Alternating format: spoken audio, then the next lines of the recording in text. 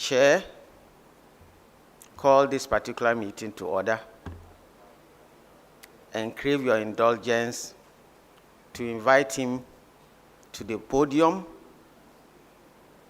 to welcome us to today's session and to give us his opening remarks for today's proceedings. Thank you.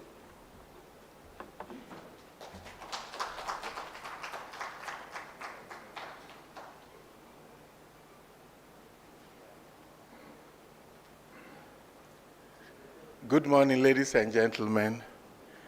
It is another day, and as you have been told earlier, I am acting. And so, where is Professor Kuhn? Yesterday, when he came here on behalf of the Vice Chancellor, he said everything he says is from the Vice Chancellor. He brought us greetings from his council, greetings from the management, greetings from the Vice Chancellor, and his own greetings. And so for me, since I'm acting, I bring you greetings from the chairman, the substantive chairman, greetings from the CD, greetings from myself, greetings for everybody here. And so good morning. We note the time. Yesterday we decided to begin on time. And so we welcome everybody. We hope that every one of us had a good sleep. If you didn't have a good sleep, it means you refuse to close your eyes. But you are here strong and hearty. And so I want to say that everyone is welcome.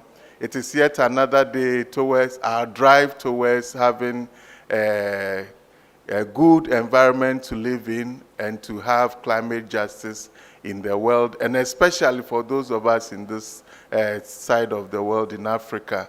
And so I welcome you once again. Let's all put our hearts to what we are doing, put our minds to it, and put our intellect to it. Yesterday, you agree, was a very successful meeting. Very, very successful.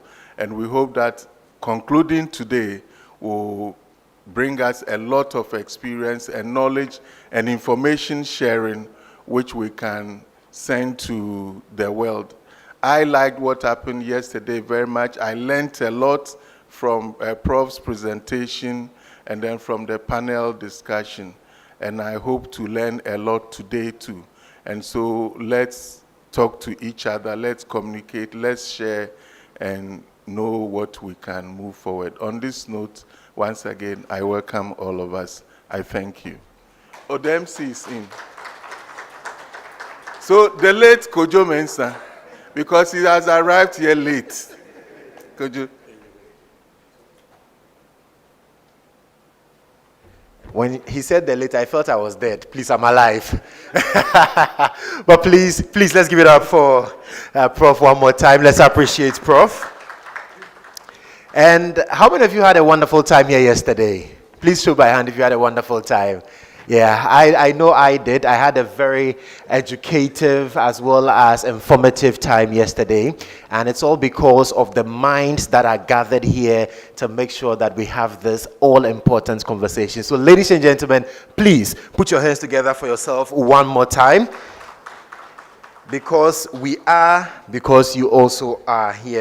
And I'd like to acknowledge all the wonderful people gathered here. Please, let's clap for our professors and my honorable chair. Let's clap for Prof as well. And appreciate Country Director for Action Aid Ghana, Mr. John Nko. So yesterday we talked so much about the indigenous seeds and the need to promote agroecology, and it's quite interesting because today we'll be having a conversation with the state institutions, the regulators, and how they can also help to promote the development of indigenous seeds as we seek to promote agroecology. Because one of the things there is the need for all of us to promote agroecology to safeguard our planet. And when you look at the presentation of Mr. John Nko yesterday, he talked about the fact that there is an urgent need for action to be taken.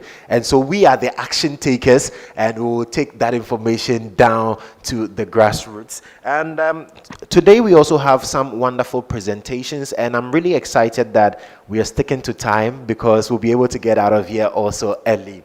And we'll now take a paper Yes, we'll take a paper on the role of renewable energy in promoting food sovereignty and green economy.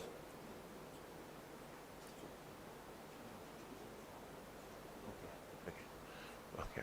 All right. So before we get into the paper, in no particular order whatsoever, I would like to pick some thoughts on what we did yesterday. And so if you have any thoughts about what we did, my friend, the maize farmer, is there. How are you, my brother? He's looking behind. Yes. And yesterday we had a wonderful activity here to where God bless you turned to what? It turned to what? How are you? So how are you this morning? And then God bless you. All right. So we'll take some thoughts from yesterday's presentations, the plenary session, as well as the panel discussion. If there are any thoughts, contributions, I am sure there were so many questions yesterday, but for the sake of time, we couldn't take all of that. So in the next 5 minutes, we would like to do that. Have a quick recap of what happened yesterday. I remember also the 3 C's as well as it is finished from our chair yesterday. So please, anyone with thoughts about yesterday, a quick recap, just show by hand, we'll get a microphone to you. Anyone? What was your takeaway from yesterday? Where is Rita? Aha, yes, because she's my very good friend from yesterday. So, any thoughts from yesterday's presentations? Yes, Rita. Good morning, everybody. Please, what I take home yesterday was the hybrid seed bringing more armyworm and a lot of expenses to it. So, to me, what I take home was the hybrid seed is not all that good for farmers, especially the smallhold farmer, to practice. We should stick to our indigenous seed. Wonderful. Please, let's clap for Rita. That's what she took home yesterday. What did you also take home from the presentations and discussions? Yes, your name, please. Please, I am Mavis, Activista Abais. Right, Mavis. Yes, please. So yesterday I also learned that we all here have a role to play, and that is taking every right action to sustain the environment for the future. That is what I took. Thank you very much. Please, let's appreciate Mavis. Anyone? Okay. My sister there also would give us her thoughts on yesterday's presentation. Thank you. I'm Pascalina, young urban woman from Upper West region. Yes. I also took home about the effects on polluting our environment and the health implications, people giving birth to children with deformities, and then sometimes when the environment is being polluted, the water self we drink can lead to a lot of health implications in our lives. Okay, thank you very much. Yes, just show by hand, we'll get a microphone to you. I like the fact that only women have spoken so far. Yeah, good morning. I learned about black gold, which is being mined around the northern part of Ghana. Right, thank you, Doc. Yes, okay, so Prof, and then my sister there.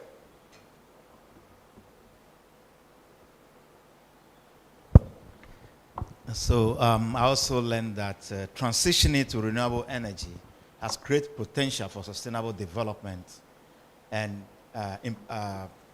ensuring food sovereignty. And that financial institutions should prioritize funding towards renewable energy technologies. Fantastic. Prof, thank you so much. And Prof, I loved your interview yesterday. The way you were firing, I realized that, yeah, Prof is on fire. So we'll take from my boss from CCOT, and then we'll come to this lady there. Yeah, good morning. Good morning. What I took home was the message from the Prof who did the research, UDS did the research, and actually identify the challenges facing the North in terms of drought. But government refused to take action. Right. And the issues of drought in the North, we also heard yesterday, it's not just the North, OT region. Right, please. HODP, yes, there's my sister there. Thank you. I also took home that the climatic change, we shouldn't depend on some of the seeds. Like you are a maize farmer, and you know that this climate will disturb your product. At the end, you won't yield much. You have to shift to another product, like the sorghum, beans, that will adapt to the climatic change so that you can also yield something and get out of that poverty or, yeah, and so. Thank you. Thank That's you. what I took home. Thank you very much. All right, my brother here from Plan International. Yes. I seem to recall a lot of people. Good morning to you all. Good morning. Yesterday, what I gathered is that there are a whole lot of brilliant ideas to bring about climate justice. But it seems these ideas are sitting in silos. So for us to actually achieve climate justice, we need to bring these ideas together and then push them forward. Fantastic. Yes, any further? Okay, there's one right at that same table. Okay, so yesterday I got to know our biggest problem that we face here in Ghana, and that's the 3 C's: corruption, connection, and confusion. Also, I also got to learn that with the anecdote that was given about the 3 men, that pointing accusing figures to one another will not solve our problems as a nation. Thank you. Thank you. I saw a hand up, so I'll just take that final one. Right, okay, so there's my sister there, and then we'll zoom into action for today.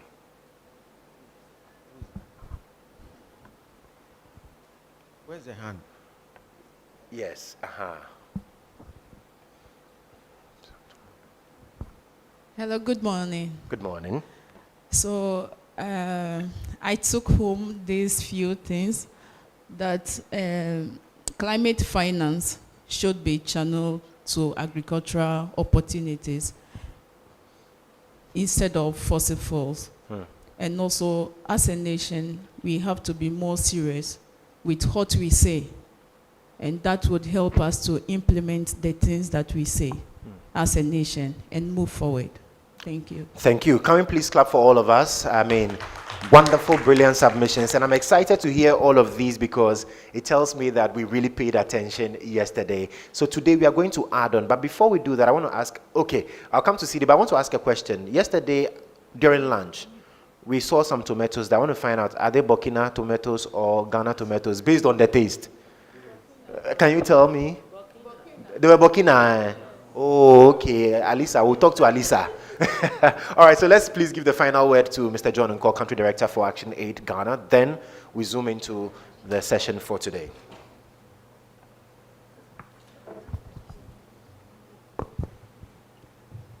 All right, thank you very much.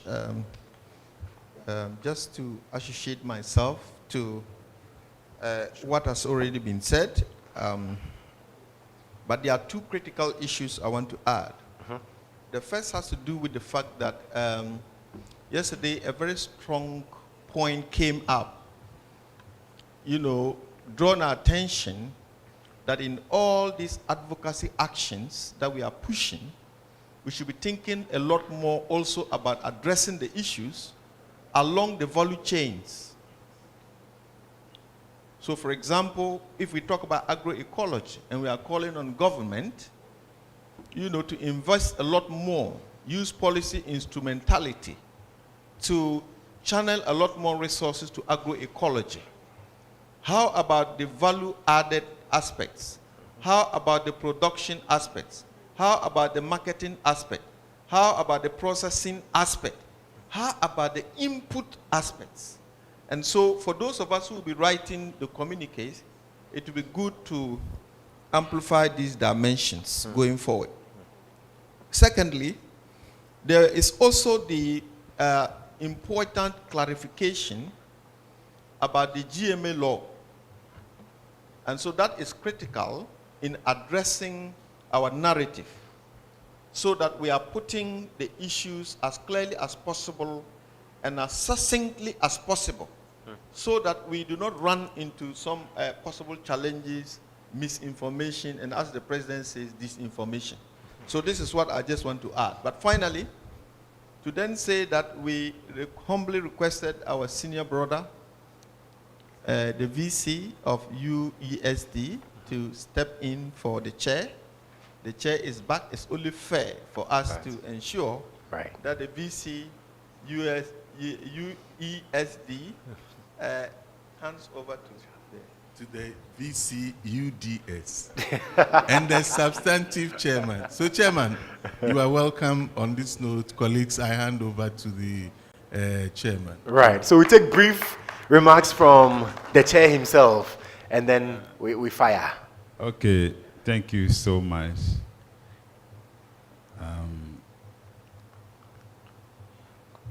I think there is a very nice, interesting song I like from my Christian brothers and sisters.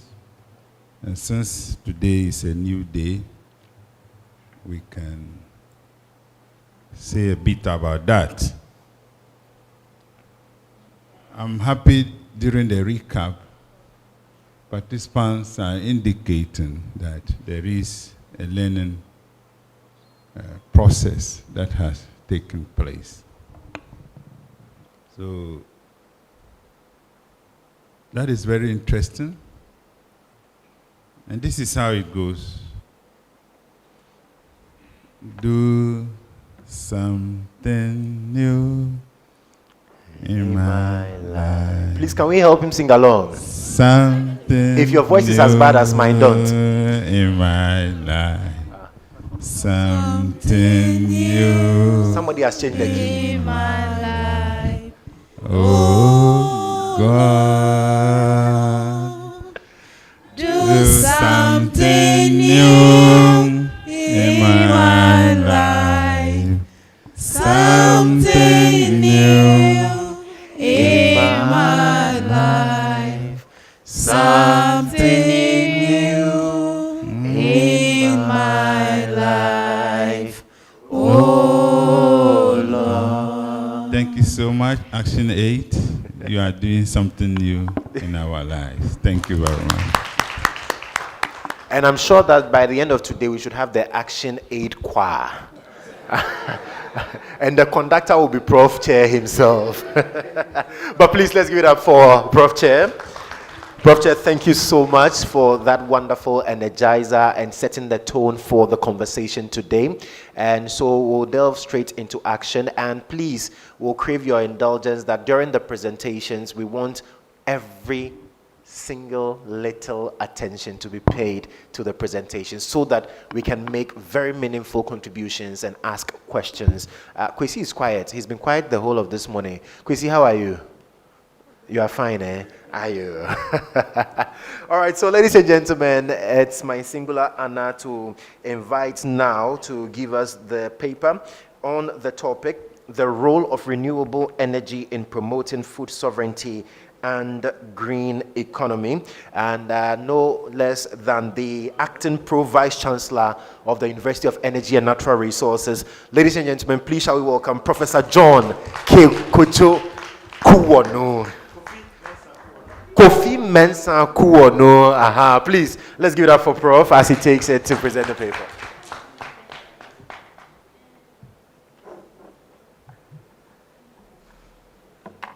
So Action Aid is doing something new in our lives. Yes, very, very new. And yesterday we've seen new things, the new dimension to the fight to climate change.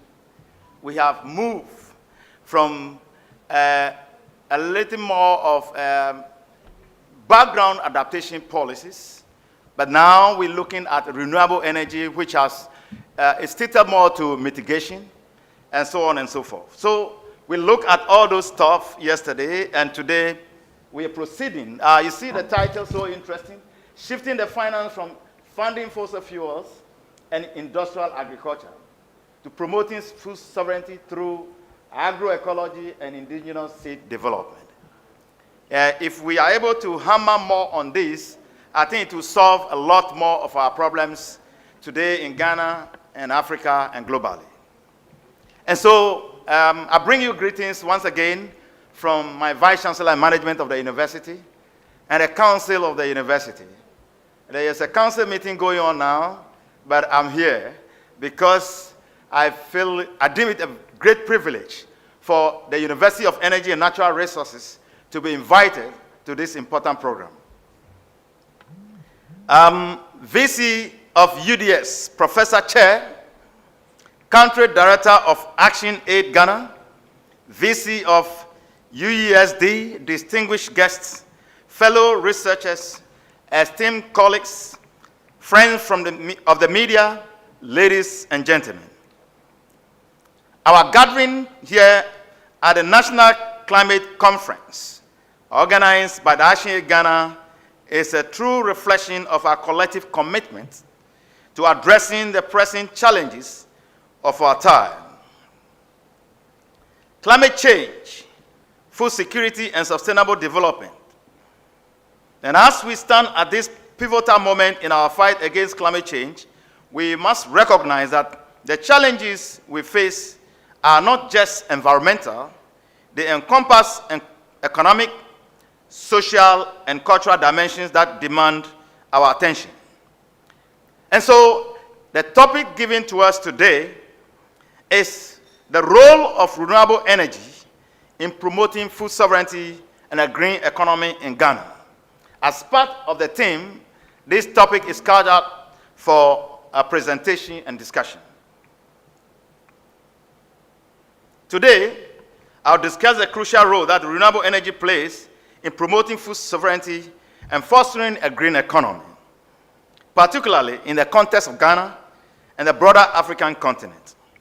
This topic is not only timely but essential, as the intersection of energy and food systems is crucial to our ability to achieve sustainability and resilience.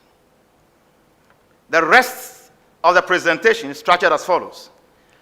Now, first, I will establish some linkages of key terms within the speech. I'll define food sovereignty, agroecology, and green economy. I'll move on to the promise of renewable energy. Then the role of renewable energy in promoting food sovereignty will follow.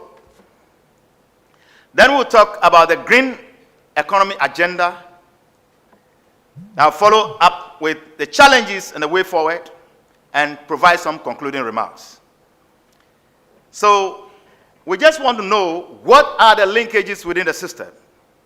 The first one we want to talk about is the linkage between energy, agriculture, and the economy.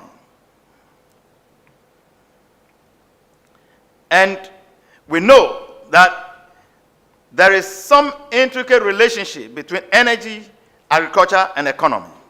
And these three pillars are deeply interconnected, each influencing and being influenced by each other.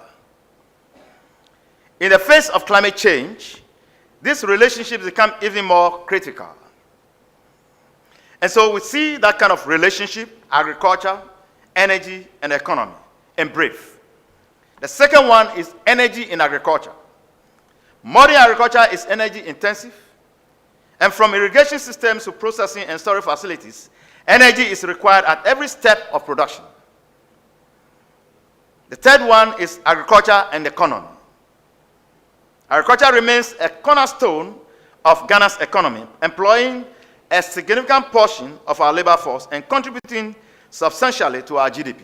Agriculture employs over 39%, as at 2022, 39% of the workforce. Then, energy in the economy. Our economic growth and development are intrinsically linked to our energy systems. The type and source of energy we use have far-reaching implications for our economic sustainability.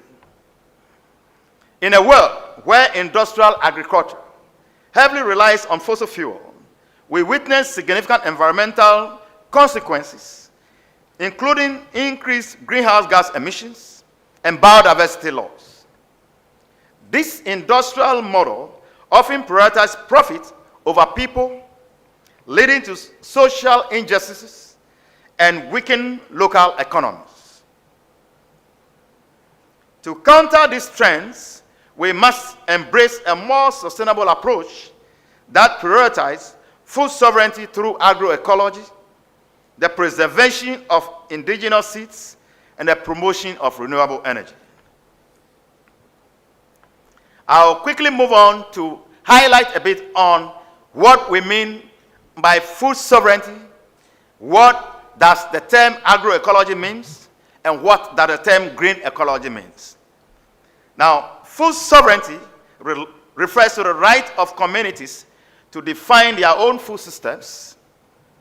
It emphasizes local production, fair trade, and sustainable practices while ensuring access to nutritious and culturally appropriate food. This concept challenges the dominant industrialized food systems controlled by a few large corporations that often leads to environmental degradation and social inequality.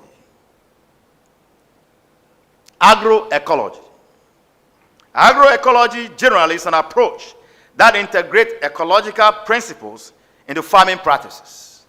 It focuses on enhancing biodiversity, improving soil health, and utilizing traditional knowledge. Agroecology not only promises resilience, but also aligns with food sovereignty by empowering local communities and protecting indigenous knowledge.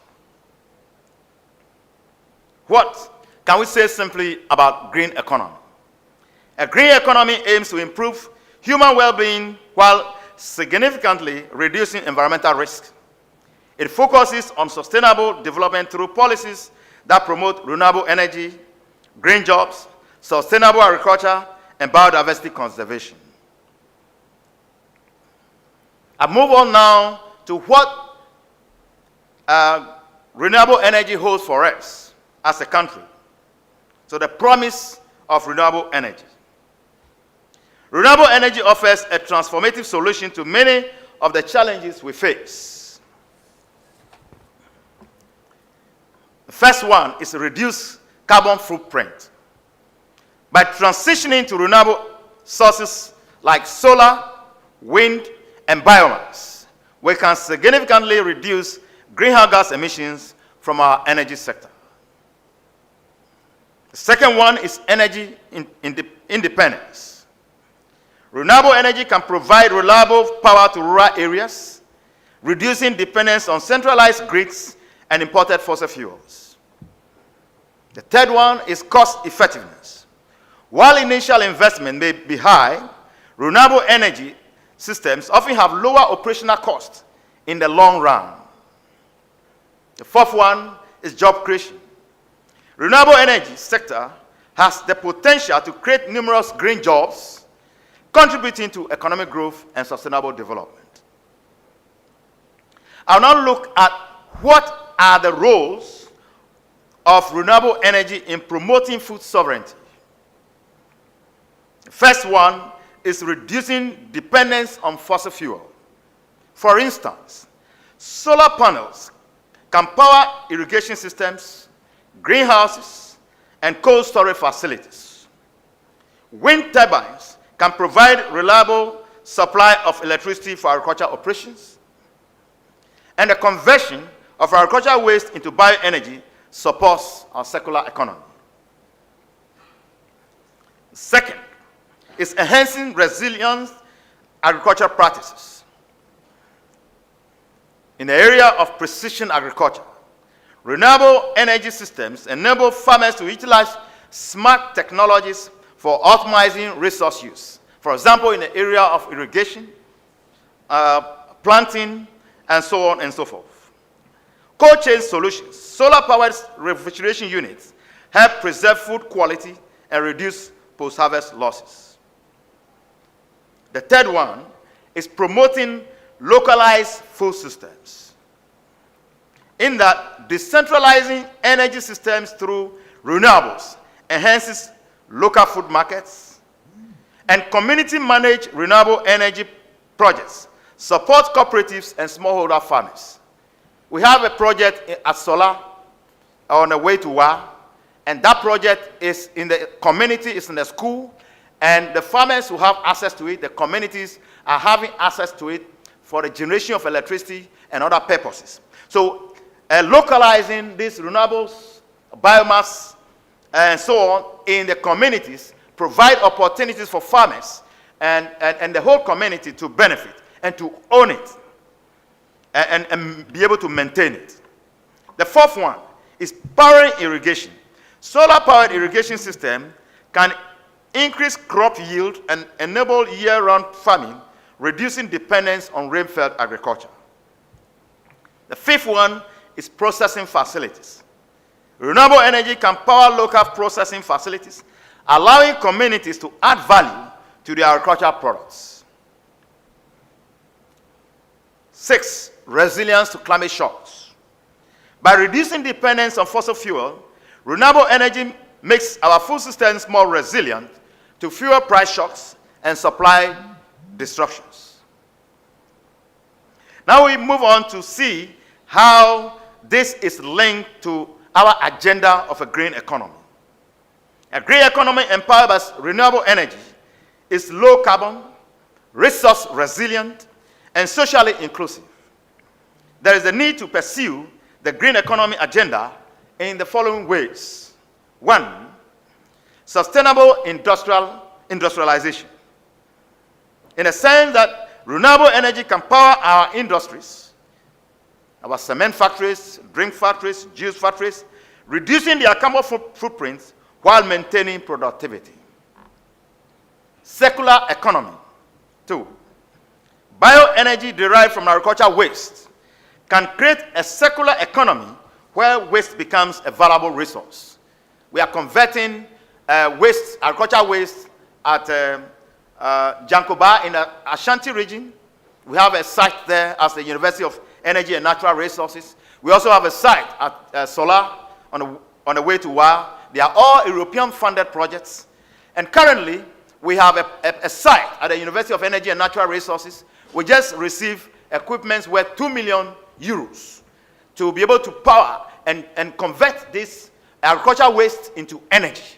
And so in few years to come, the University of Energy will depend on energy, renewable energy from this infrastructure. And so that is the direction we are going. And if the country can go in this direction, I think we will make a headway in reducing the carbon dioxide emissions across the country and globally. Green transportation. As we electrify our transportation sector, renewable energy ensures that this transition truly reduces emission. In Ghana, we don't have the electric vehicles, maybe they have 1 or 2, but in Europe, in the US, you send them be charged at the mall. So they have the equipment there, you come to the mall, just pick your car, plug it in.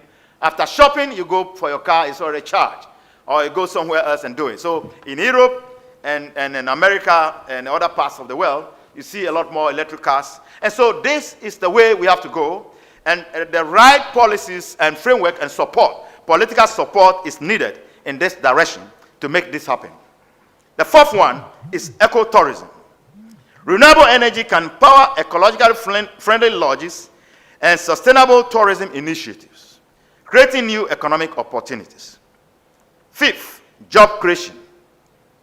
The International Renewable Energy Agency estimates that the shift towards renewable energy will create millions of jobs globally by 2030 across various sectors. The next point is rural development opportunities. Renewable energy projects provide new economic opportunities in rural areas where traditional industries may be declining. Energy cooperatives. Establishing community-owned renewable energy projects allows the rural population to invest in infrastructure that benefits them directly. The next point is catalyzing sustainable economic growth. A green economy powered by renewable energy fosters resilience by protecting biodiversity and improving air quality and the soil. Now, having enumerated the role of renewable energy for a green economy agenda, I would like us to look at a few of the challenges that we have ahead and how we can deal with these challenges. The first one is initial investment. The upfront cost of renewable energy systems can be high. We need innovative financing mechanisms and supportive policies to overcome this barrier. Closely related to this is the technical expertise. We need to invest in education and training to build a workforce capable of installing and maintaining renewable energy systems. The second point is the grid integration. As we increase the share of renewable energy in our economy, we need to upgrade our grid infrastructure to handle intermittent power sources. Research and development. Continued investment in research and development is crucial to improve efficiency and reduce costs of renewable energy technologies. So these are a few challenges that we see, but what can we propose as some form of solution to these challenges of embracing renewable energy that will help us in our green economy agenda? The first one is the policy framework. We need to develop a comprehensive policy framework that incentivizes renewable energy adoption in agriculture and other sectors. I know we have some policies in the system, the renewable energy policy and so on. They have been drafted and they are on the table. I know they are being implemented to some extent, but I think we need to do more. We need to go ahead and do more to ensure that we implement these policies to the latter and ensure that we embrace the renewable energy technologies, adopt them for farming practices and for other home uses and industrial uses. The second one is education and training. We need to integrate renewable energy and sustainable agriculture into our educational curricula at all levels of the system. The third one is public-private partnership. Government cannot do it all. The private sector cannot do it all. The universities cannot do it all. So we need that kind of collaboration. So foster collaboration between government, private sector, and academia, and other research institutions to drive innovation and implementation of renewable energy technologies. The fourth one is community engagement. Ensure that local communities are at the forefront or at the center of renewable energy projects, promoting ownership and sustainability. We don't go and set up, bring some money from Europe or America, go to community without engaging the community, just go and set up and just leave. Without that participatory approach of engaging the community, if we do that, the equipments will not last. The farmers or the community members will not own these equipments and it will deteriorate in no time. So community engagement in this whole process of installing and maintaining renewable energy technologies for agriculture and industrial and household uses is critical. The next point is incentivizing renewable energy adoption. The governments of Ghana and Africa and other countries in Africa should provide subsidies for farmers and farming households adopting renewable energy technologies. The next one is to invest in decentralized energy systems. We need to localize the grid powered by renewable energy in the sense that all things need to be done together at the community level with all stakeholders. The chiefs, the assembly members, the MPs, the regional minister, and all has to be involved. you need to localize the thing for them to embrace it and to help maintain and make it work. We need to strengthen international collaboration. We as a country, Ghana cannot do it all. So we need to strengthen the collaboration with international partners and countries and international communities to be able to ensure that we facilitate technology transfer into Ghana and Africa.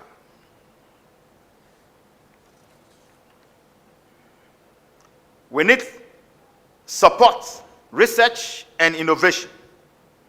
We have to invest in research innovation. So funding for research into affordable renewable energy solutions tailored for agriculture should be prioritized. We want to go into agroecology. You know, agroecology is an environmental friendly approach. Renewable energy is also an environmental friendly approach or forms of energy. And if we are able to provide funding for renewable energy solutions within the agricultural sector, I believe we can go far.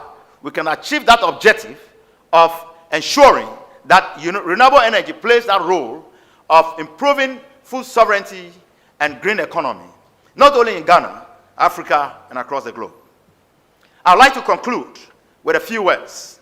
Ladies and gentlemen, the transition to renewable energy is not just an environmental imperative. It is an economic opportunity and a path to food sovereignty. As we face the challenges of climate change, we must recognize that our solutions lie in the harmonious integration of our energy systems, agricultural practices, and economic models. Integrating renewable energy into our food systems is critical for addressing climate change while promoting food sovereignty and economic resilience in Ghana, Africa, and across the globe. By transitioning from fossil fuels and investing in sustainable technologies, we can build more equitable and resilient food systems that contribute to a truly green economy. At the University of Energy and Natural Resources, we are committed to driving research and innovation in this field. Together with my allied universities, University of Development Studies and University of Environment and Sustainable Development, we are playing similar role and we are doing things together. We have common agenda, a common theme of pushing this agenda. And so we are in together and we believe that as we partner more, collaborate more, share more ideas, we can go far in ensuring that this objective of shifting from fossil fuel to renewable energy in a bid to ensuring food sovereignty and promoting a green economy will be sustained and achieved. Let us embrace this green transition, not as a burden, but as an opportunity to create a more resilient, equitable, and sustainable Ghana. Together, through innovative policies and community engagement, we have the power to harness renewable energy's potential, securing a sustainable future for all Ghanaians. Ladies and gentlemen, I thank you very much for your attention. Should I stand here? Please, let's do it better for Prof. Kofi Mensah Kuonu. And I'm sure that you've noted all your questions down. I've seen people's question sheets and it looks like it's a full exam ahead. But per the advice of our chair, we'll take the next presentation and then we'll do the plenary session and ask the questions. So please, let's make sure that the questions are noted duly, and then we'll take the next presentation. Once we're done with that, we'll combine the questions and then we can ask. So as it stands now, we'll take the next presentation that is on food security and the establishment of a national indigenous seed development plan, a full expose. And to help us with that is the executive director. He's also the founder of the Center for Indigenous Knowledge and Organizational Development, CICOD. Ladies and gentlemen, Mr. Bernard Guri. Let's welcome him now. Please, let's keep clapping for him.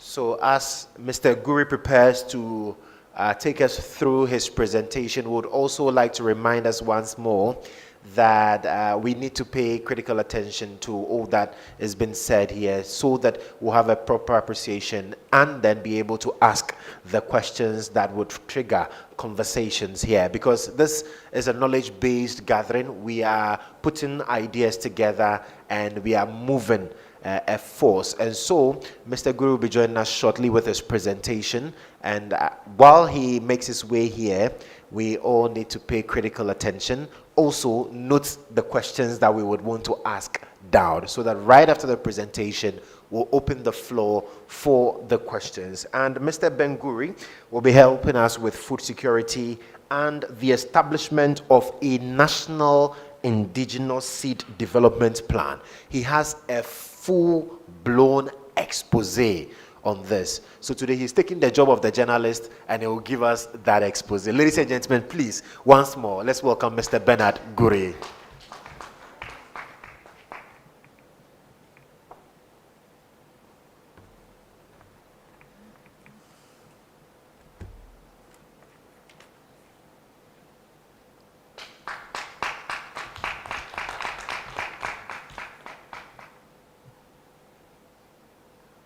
Mine is going to be a PowerPoint presentation, so just give me a little bit time to fix myself. Oh, good, okay. Good morning, everybody. To start with, I want to call the chairman of this program. I want to call on the country director of Action Aid, who is here. I want to call on his staff, who are also present here, and of course, all the other professors who are here. I know this is a very important program, because to see so many professors gathered in one room indicates the importance of the program.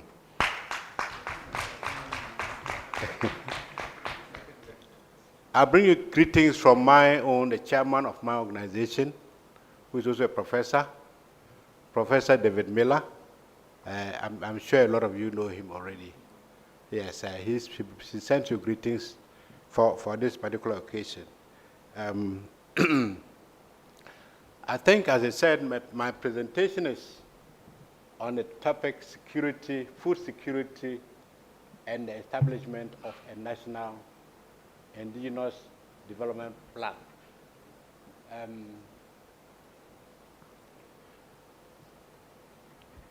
But to do this, I think first of all, I want to introduce myself and my organization. Well, we've all seen the strange name SICOT. I'm not sure whether we know what it is. But SICOT is the Center for Indigenous Knowledge and Organizational Development. And as an organization, I think, as the name says, our focus has been on how to promote indigenous knowledge, how to integrate indigenous knowledge into our development, and particularly how to revalue our indigenous knowledge and systems. I think our work, SICOT came into being for the past 20 years or so, when we came into being. And our focus has been, as I said, to promote indigenous knowledge. And in doing so, I think we've come up with a particular way of working. The professors here are all experts in development. And we came up with the idea of revaluing our indigenous knowledge. And therefore, we agree on a concept called endogenous development, which is a development that respects the knowledge of indigenous people as well as the knowledge of other cultures. And that is what has guided our work. And today I would say probably our mission is simply put Sankofa.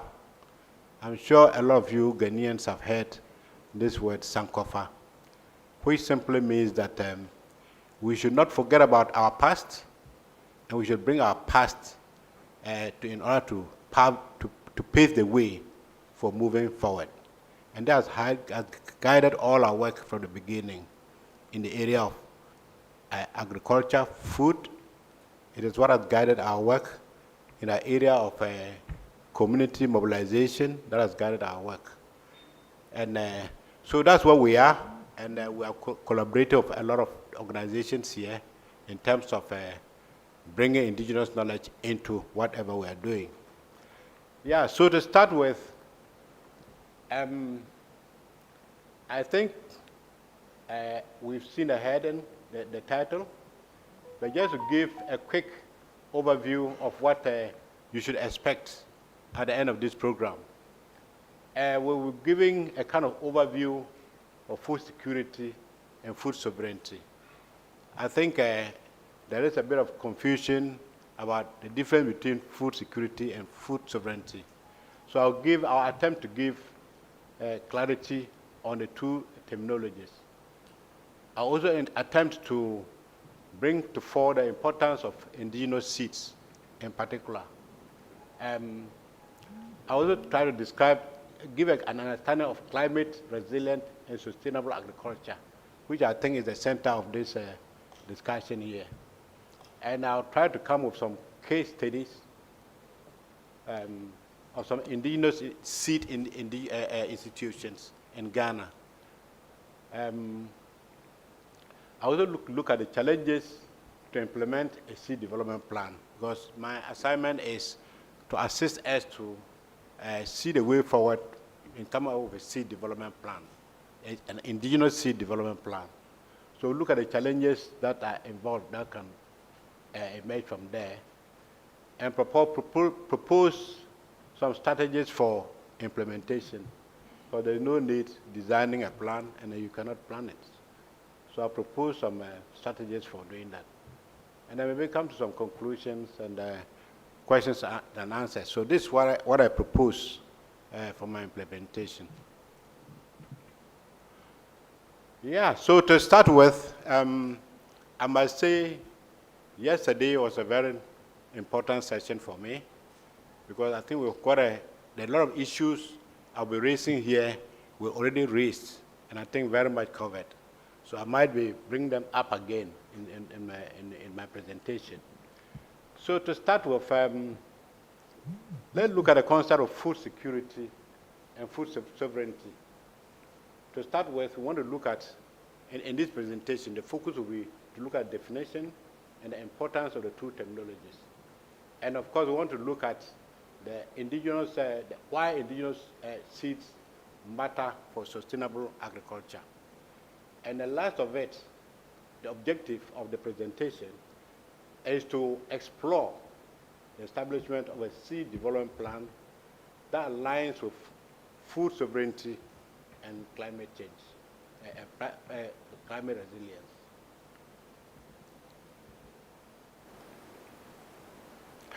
Yeah, so to start with, food security, I think it has been defined already by one of the professors who was, I think the last speaker, gave a kind of definition of food security.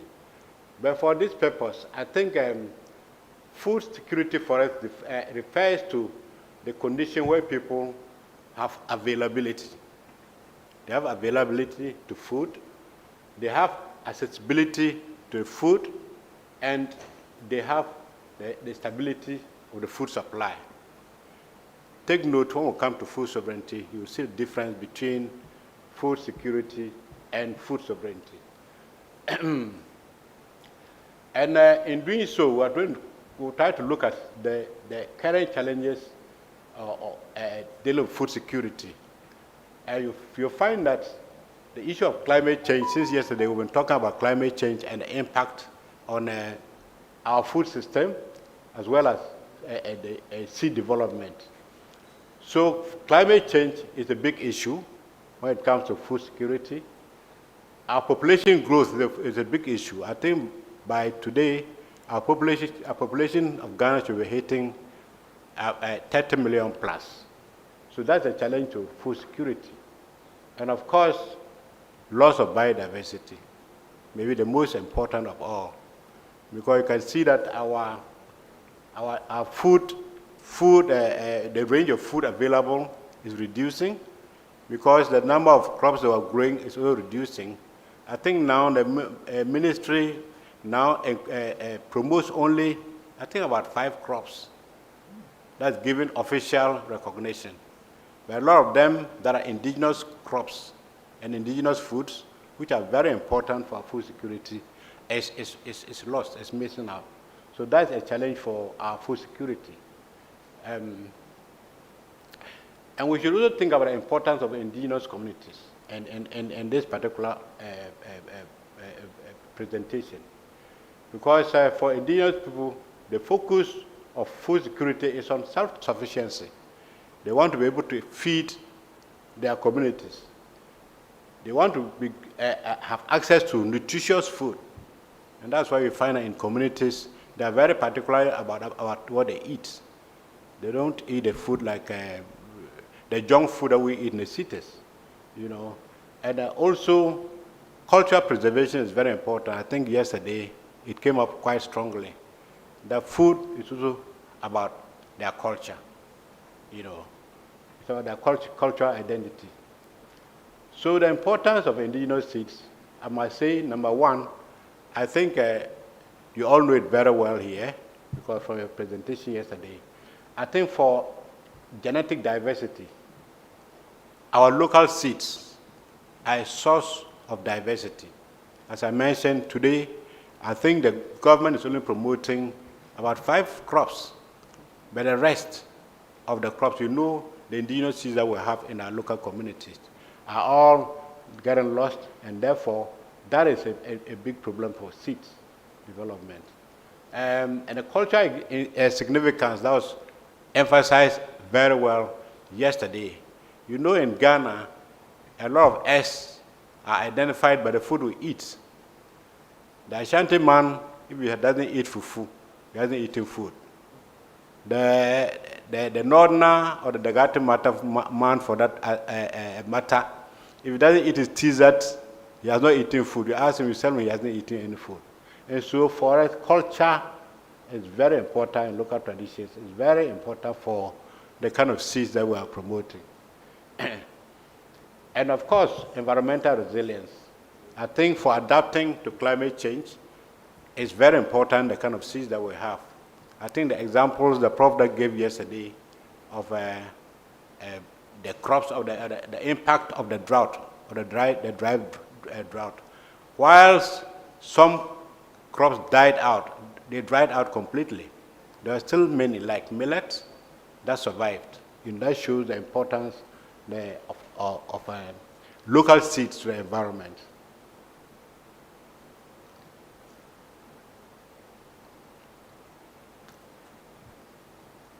Yeah, at the same time, I was talking about climate resilient and sustainable agriculture, the value, the importance of our local seeds, of our indigenous seeds to sustainable agriculture. Sustainable agriculture is about practices that ensure productivity while preserving ecosystems. I think when we come to a discussion on agroecology, that will come out much more strongly. And so sustainable agriculture in this particular context is practices that ensure the productivity while preserving ecosystems.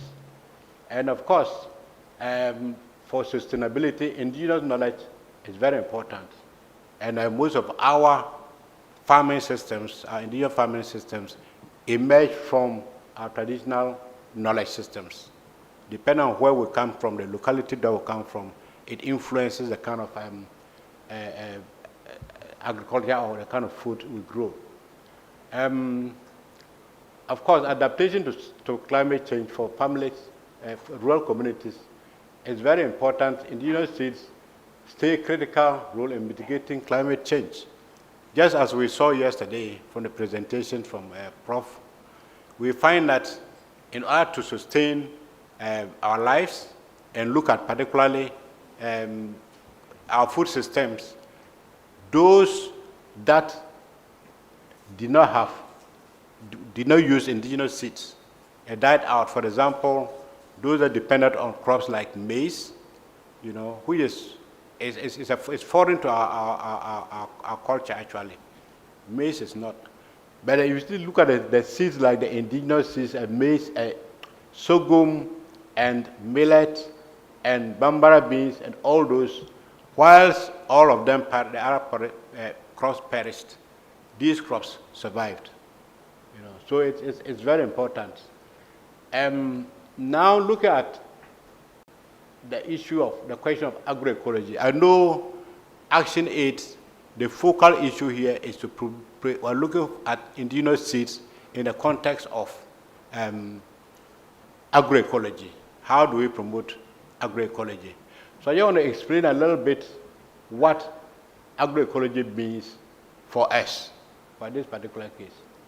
As a definition, I think the previous speaker defined agroecology, and people have different definitions. The FAO has its own definition. Different countries have different definitions, but I think in general, for us, we explain agroecology, maybe not define, but just explain. I would put it in just very short term. Agroecology is a science. It's a science, it's a practice, it's a movement. We belong to CICOT, we belong to a continental organization called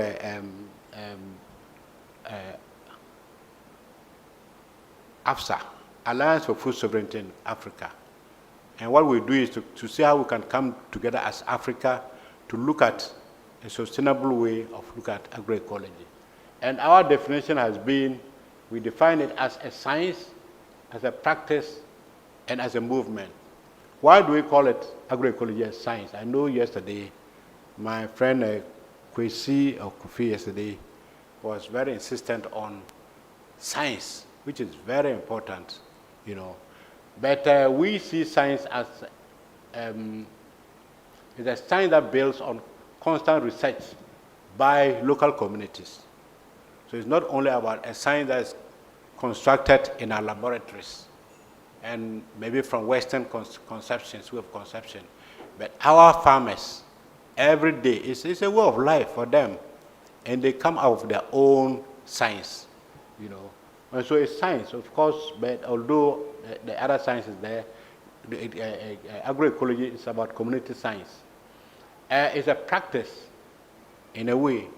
It's a practice in terms of the everyday life of people, you know, how they organize themselves to do their farming, how they cook their food, how they prepare their food, whatever they do, they come out of their own science, which we call agroecology. So it's a practice. It's something they live every day.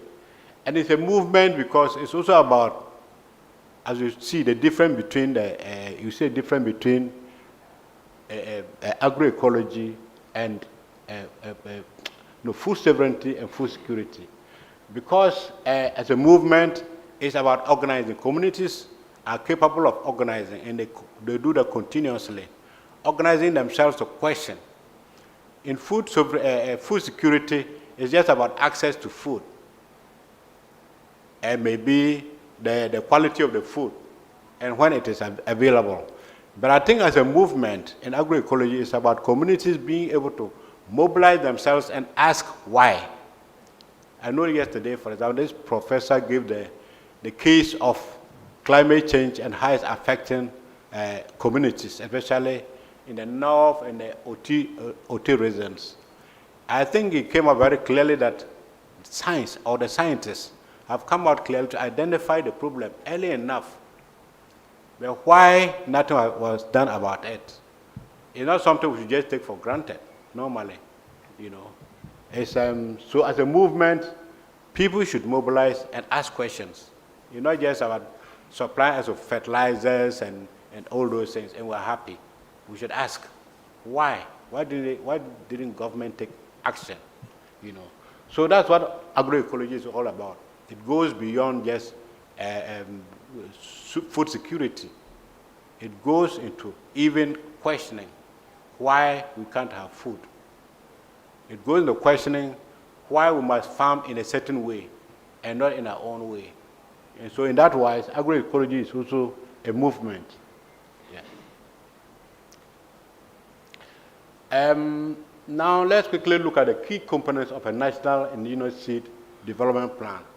I think that's the assignment for us today, to look at the development plan. And first of all, I'll say that a plan is about seed banks. Yesterday we had somebody from the Dutch embassy who was explaining about the value the Dutch embassy is putting to seed banks, community seed banks, which is very important. If we are going to talk about national plan, we must talk of the small community banks. Because if we talk about indigenous seeds, it's usually from community, small communities. So number one is to bring banks, talk about seed banks. And for us, I think it's about, we are not thinking of a big, we should not be thinking of a big central bank like Central Bank of Ghana that is coordinating all our money. But it's about small communities that are establishing their own way of storing their seed. And then we'll see how we can bring these all together. And so it should, I think when we come back to a strategy, we'll look at how we can establish the bank.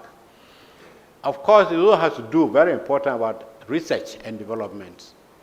Although I said communities are constantly researching and learning from what they're doing, I think formal research has a big role to play in this, because they need to look at climate resilience and adaptability of different crops and how this can be brought to play of our indigenous seed system. Also capacity building. I think, as you can see, our universities have the capacity to train. But if we want to develop a plan, we need to have a planning system. For example, I know a lot of civil society organizations that are very much, informed about agroecology. So it should be about training people, and the universities have a role to play in that. Of course, civil society organizations also have a role to play in terms of developing a community indigenous seed plan. But most important is the policy framework. Government has responsibility for moving the country forward. And therefore, in order to have an indigenous development plan, government should create a policy that, supports that. I know, for example, I was engaged, if I listen to my brother Kofi Okwesi, sorry, I think he kept talking about the importance of science. And I know he also talked about grain. A lot of us describe it as seed. What we call as seed, especially as civil society organizations and farmers, is actually what they call grain. But for us as local farmers, grain, it becomes seed when it goes through their own selection system, using their indigenous knowledge and practices. That's what they select in the plant. Hardly do you see local farmers actually going to buy the so-called seed that they have, because it's so expensive they can't afford it, And so we need a policy framework that can look at, yes, the formal seed system, but also look at a farmer-saved seed system, because that's what is the practice, the common practice here. Just to give a few, I'll say case studies of indigenous seed initiatives that are going on. Together with Action Aid and the Peasant Farmers Association of Ghana, we started some initiatives. Number one, in Forikrum, in the Bunahafo region, we have started a project with the communities together to develop a seed bank, which they are still developing now. And also in Tanchara in the Upper West, we also have another seed bank that we're starting. But it takes a different format according to the communities in which you are doing it. And of course, we also have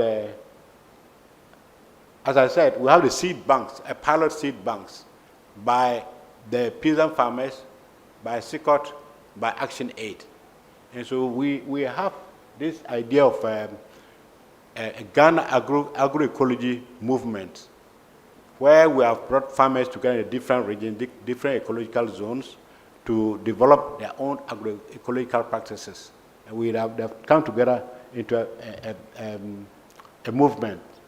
And what we are doing is we have identified what we call agroecology hotspots in these various areas. And these are hotspots where farmers can demonstrate some experience in agroecology, show that it works, and that technology is available.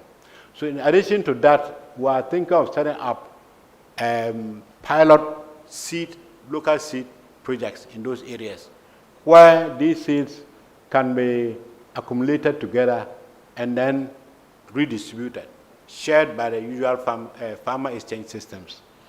Of course, we also have the national, at Bonsu, we have the National Indigenous Seed Bank, where I believe I heard yesterday, I think they have a storage of all the indigenous seeds, those that we think are lost, are still stored in there.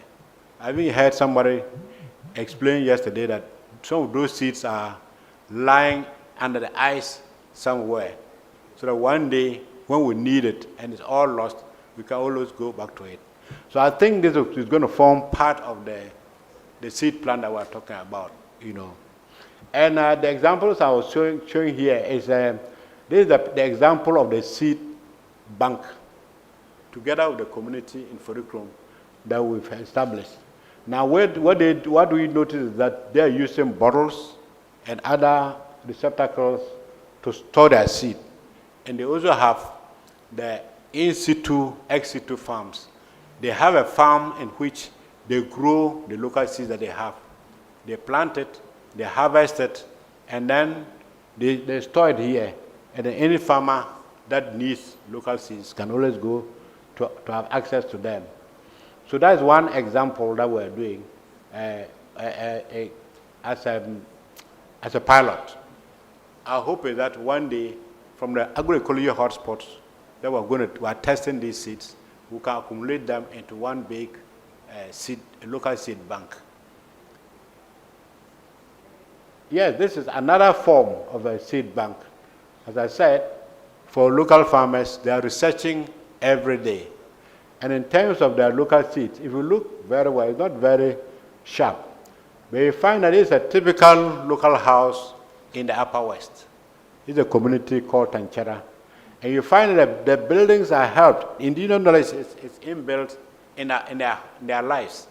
So the houses have these flat tops, which are very well, compacted to make a smooth floor. And that's where they dry their seeds. If you look on the right side, they dry the seeds there. And if you look on the left side, you find a small thing on top there. That is the lid of a barn, a seed barn. So if the seeds that are collected from here are stored in the seed. So we are learning all the time. And we say in agroecology, you learn from the people and find out what technology works for them. And so we are working together with that community to look at how they can develop their own local seeds, how they can store the local seeds, and how they can share those seeds. So these are just two examples of a local bank system that we are thinking. And we're going to pilot with many more in the other ecological zones. Yes, now let's look at the challenges to implement the seed development plan. and we want to do it. Number one, there are legal barriers. As we heard yesterday, I mean, there are different definitions of seed, whereby we farmers and local CSOs might identify just the grade we're using, I mean the seeds we're using as seed. I went to IPRDS, I think the government ministry, and I was asking how we could collaborate with them to see how we can improve local seeds, the quality of local seeds. And I said no, by the government policy, they don't deal in local seeds. They distribute only seed, certified seed to farmers. And so it was not possible, or not interesting for them to collaborate with us. Of course, we are establishing linkages with the universities, and some universities are actually trying to find how we can collaborate to see how we can improve the quality of the so-called grains. Because for seeds, for the local people, it's by selection, and the women know best. They know how to select which are the best seeds. Yes, thank you. And number two, another problem is the commercial seed dominance. We have Monsanto, we have the commercial seed companies that are importing seeds. Of course, they don't want any competition, and so a lot of them are, challenging the local seeds. And of course, funding and infrastructure. Seed is a very expensive project, and so to do that, we need funding for that. Go forward. Yes, so quickly, to look for the strategies for implementation. There's no use to have a plan that you cannot implement. And I propose that, as I said, partnerships is very important for local communities. When you are thinking of local seed or indigenous seeds, then we should partner with the local communities and identify what they call as seeds and how they store it in their communities, and probably develop a seed storage system from there. And number two, in Ghana, I think in almost all communities, we have these traditional festivals.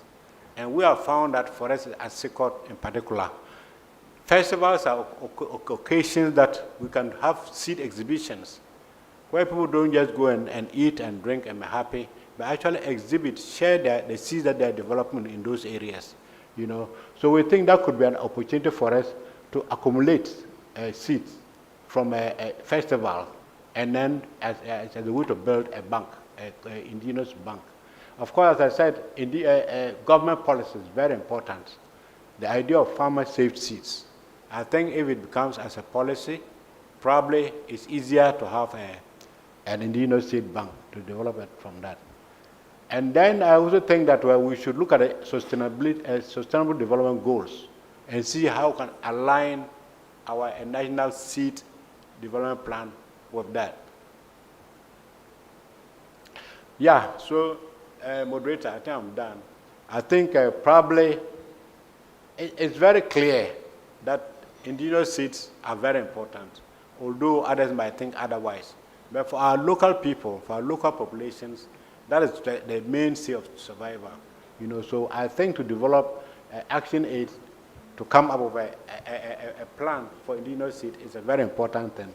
And I think we as SECOT and other civil society would like to join in that debate, to join in that struggle, and to continue like we did for the GMOs. We want to join with Action Aid to see how we can move forward to fight for a local national seed bank, local seed bank. So thank you very much for that, and I think, yeah.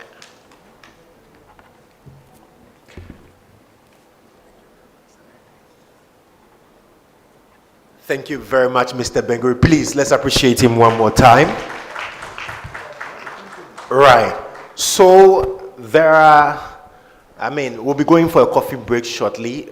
but we need to do this particular session where from the two presentations that we have had this morning, I'm sure you've jotted your questions down, and so we'll be taking questions in 3 batches, in the batches of 3. So as and when you have a question, just put your hand up, we'll get a microphone to you, and then you can ask your question. So the first question will come from Prof. There's a microphone there.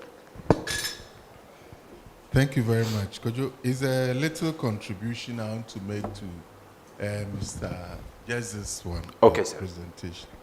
In his conclusion, he mentioned that indigenous seeds are good for our local farmers. For me, I think it goes beyond local farmers. It's for us as a nation. It's good for us as a nation, for the food sovereignty we are talking about, for the food security we are talking about. He alluded to what we heard yesterday, that there is a indigenous Ghanaian seeds bank in Norway. This is what I was discussing with CD. So in case of anything, we have to fly to Norway. What are we doing beyond what is at Bunsu, as Kwesi said yesterday?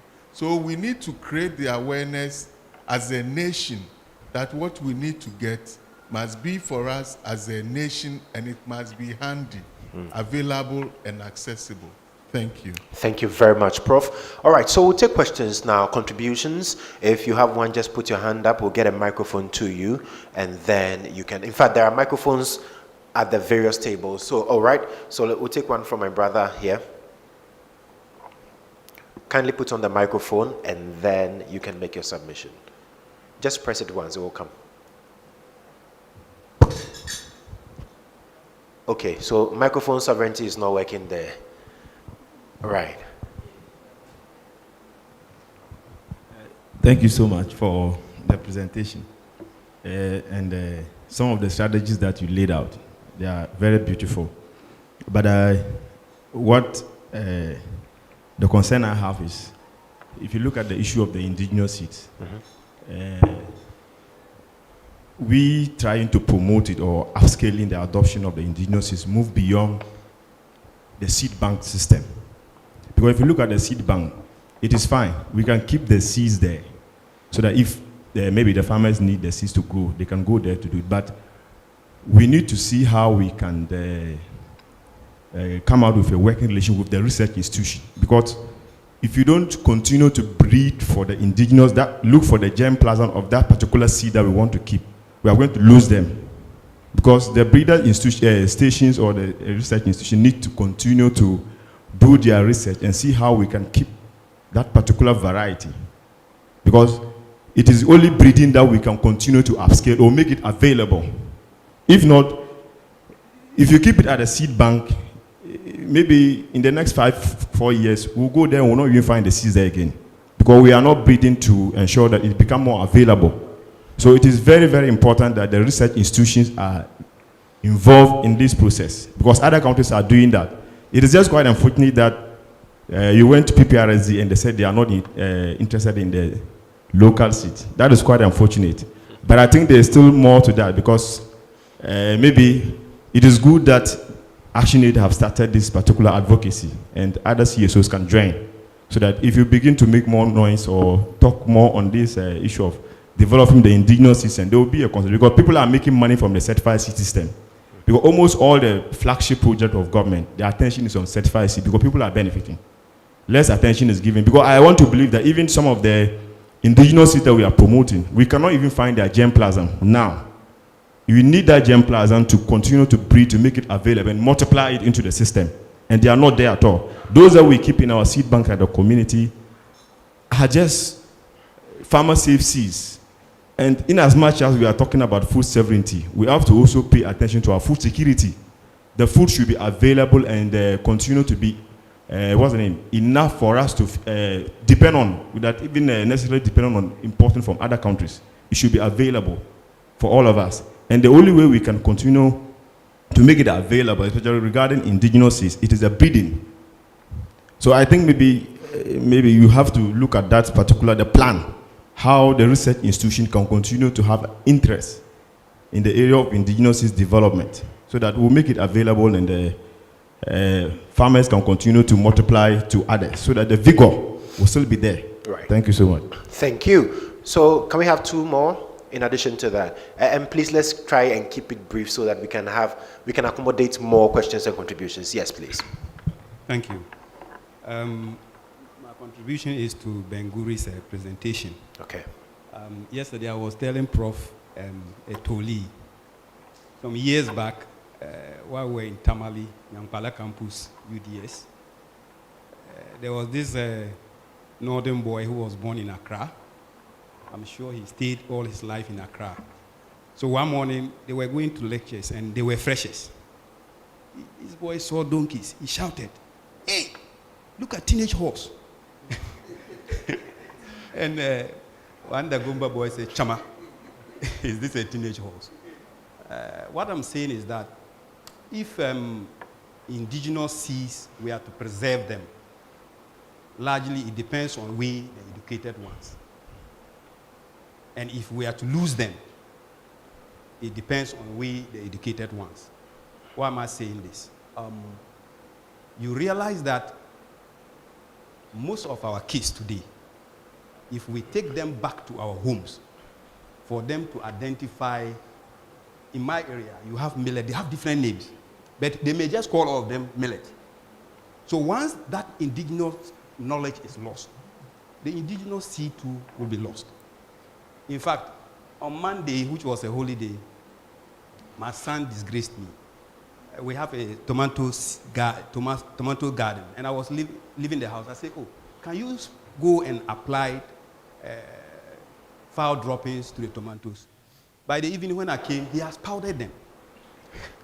He powdered the tomatoes leaves. They were looking white, and I was surprised.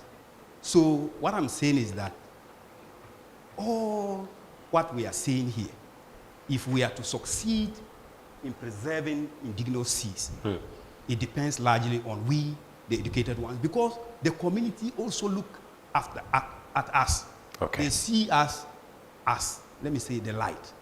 Okay, so that is one point I want to make. The other one is a contribution to Prof. Yes. Koenu's presentation. Briefly. I like irrigation. And if you look at Ghana, I haven't actually traveled wide, but if you look at Ghana, the potential in using renewable energy to do irrigation is huge. Why am I saying this? If you look at, I don't know whether that is the white water, from Kulungungu, it empties at Adan. That is very long, and it is being built by arable lands. So I think for us to actually realize that potential, it depends on that university. And I think they should work around it practically. Okay. It shouldn't be within the shelves. It shouldn't be within the academia. But we should see how we are going to practicalize this. And I know there is another river from Wichau. I don't know where it ends. We have a huge potential. Yesterday I was saying that currently we are talking about drought. If you plant maize today, it's still raining small. By November, you can use irrigation to complete it, and you can harvest. We are complaining, but we have the water sources to do that. The last point I want to make is... and this time around, more briefly. Yeah, more briefly. Is I'm coming back to Ben-Guri's, that the point that the indigenous people are doing their own research. Right. You know these water pumping machines that we use fossil fuel? Some years back, when fuel in Ghana was becoming so expensive for my area local farmers, I don't know how these guys came up with the idea that they just went and bought a football pin. You know, the pin that we use to inflate football. They get a gas cylinder. They punch this gas pin towards the, I don't know whether that's the carburetor of the machine. And this one starts to work. So they are using gas these days to pump the water instead of petrol. And that is where I want to say that, yes, if we help our local farmers, indigenous farmers, they can come up with inventions that will save the environment. Thank you very much. So 3 contributions so far. I don't think there is a question there. So now questions. Okay, let's take CD. We'll take my brother from the back. And okay, Kwesi has found a voice. Kwesi is back. All right, so CD says Kwesi should go before he. Aha, okay. Okay, Kwesi doesn't want the And Chairman, when you are done, you decide who takes the microphone. Yes. So I'll take it myself. Yeah. Just a quick one. Right. About the Indigenous Seed Bank. Do we have an idea about how many indigenous seeds we are talking of?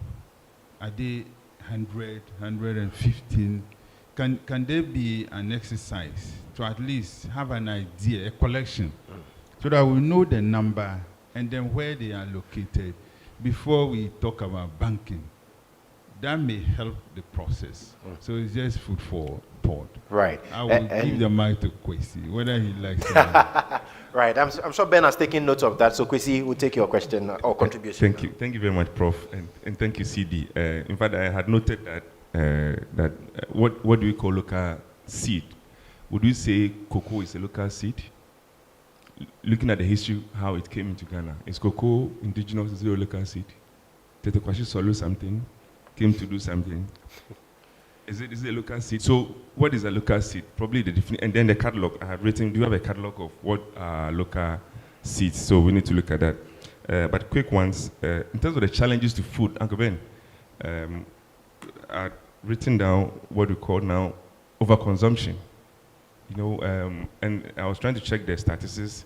They're looking at about 1 billion meals a day goes waste. At the restaurant yesterday, people go for parties, they take what they cannot eat or what they don't eat. And what happens? We throw them away. And it's a challenge. People are not having something to eat. Others are having, they are throwing them away. So there's what you call overconsumption and underconsumption. Another one on our seed being able to adapt to climate changes and resilience. Now the seeds are there, the climate is changing. How, I need to understand how is it resilient to, how is it adapting itself to the changes? Because you know, traditionally some of our seeds are nitrogen fixing and everything, but the things have changed. Galamsey, black gold, whatever. How are local seeds adapting? What was the science about that? And then again, we mentioned about the cost of whether seeds, whether hybrid seeds or whatever against the local one. What I will ask is, in terms of returns, what is the return? You know, so if you are spending A or X amount of money, how are you going to get in return compared to? Part of the reason Agric is not enticing or attracting the young people is that, look at the figures. Nobody want to come. You get it? So how do we position such that they look at the figures, they look at the flow, and they say, oh, I want to go here. Then knowing that in the next 5 years or 6 years or 3 years, they will make their monies back. Again, on the seed banks, I saw the pictures you did. I'm asking myself, what are the phytosanitary conditions? Is it going to impact on the pictures we saw? Is it going to impact on the seeds, the environment, you know, pests around, these creeping insects? How is it going to be, you know, packed there? Again, the seed selection. I'm not too sure, and a woman, please help me. How we got convinced that what we call our local seeds don't have issues. Either in what we call the allergenicity. You know, people eat granite and they tell you they have acne. I don't know about the science. But people react to different things based on this same local seed that we have. But we say, oh, when I ate this so-called GMO, my tummy did this, my face shifted to this one. But even in the local ones, people are reacting depending on whatever underlying conditions or so. So I would also want us to look at that. And lastly, on the commercial seats, and I'll come to you. I don't know how many certificates or degrees you have, but imagine you go to school over a long period. Right.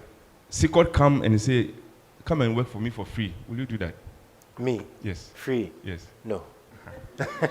So these commercial guys, they've spent 12, 15 years in the laboratory trying to come up with something. And we're looking at millions of dollars to come up with whatever variety or thing that they do. They will obviously not give you that for free. What we need to do is what we have. How do we make sure that we multiply or populate whatever we have?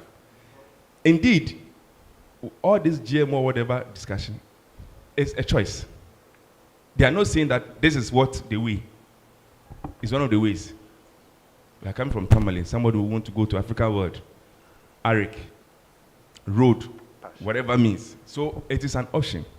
You look at the whatever returns and everything, and then you go.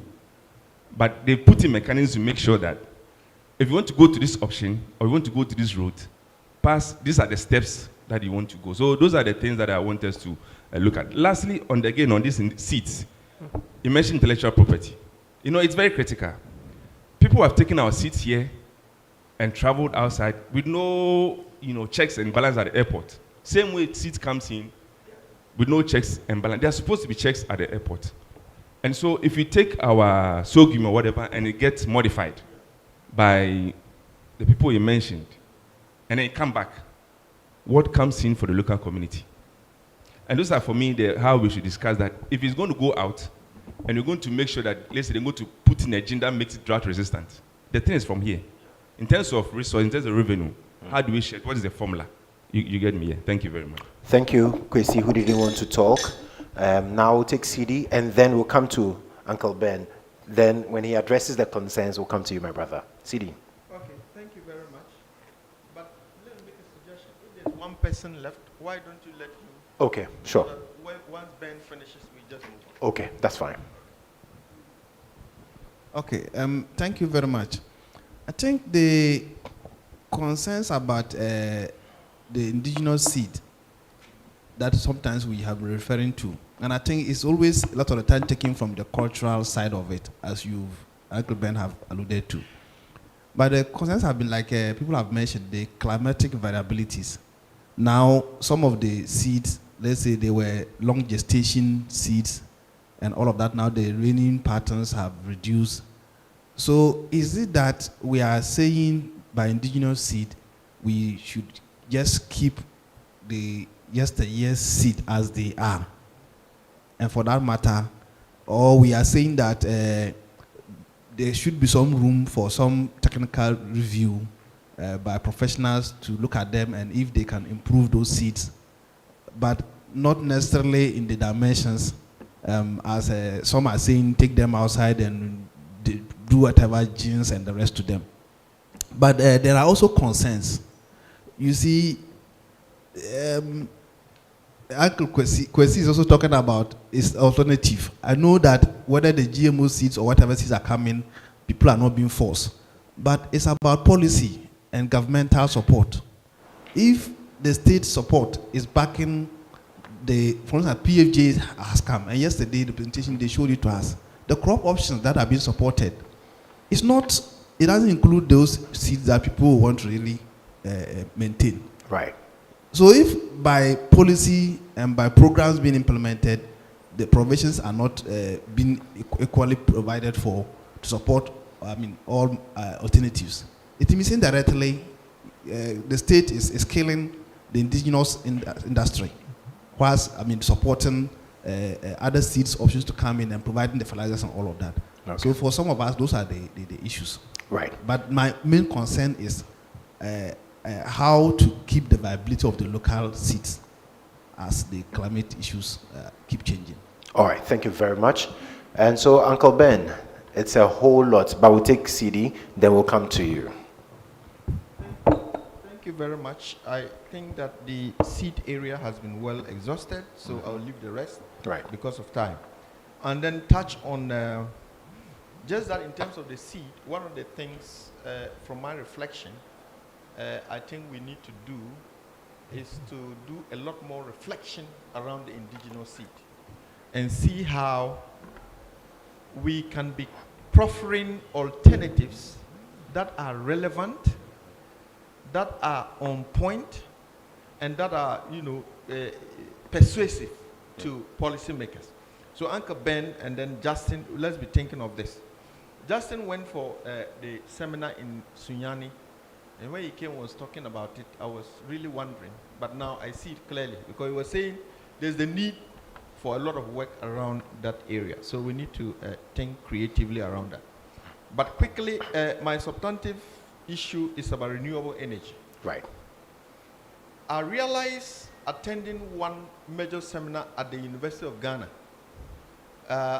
that Ghana has a renewable energy policy. And it has been acclaimed not only in Africa, but internationally as a well-written framework. So, Prof, I'm wondering how you have looked at it. I'm even told that it is very transparent. It's even on the Ministry of Energy website. Why am I saying this? It's similar to what I'm talking about in the indigenous seed. By the time we are living here, we want to come out with very strong prepositions, recommendations for government to work with. How are we situating our recommendations carefully in a way that make it not only persuasive, but compelling for government to want to look at? I think that is just where I want to touch on for some policy, some response from Prof. Thank you very much. Thank you very much, CD. And so, Uncle Ben, like I said earlier, quite a handful. So we solicit your responses, sir. Hello? Yes, thank you. I'm not sure I can even remember all the questions. But I'll try. Right. Yeah, thank you so much for the very incisive questions. To start with, for my friend here. Yes. Who talked from here? Adam. Yes. Okay.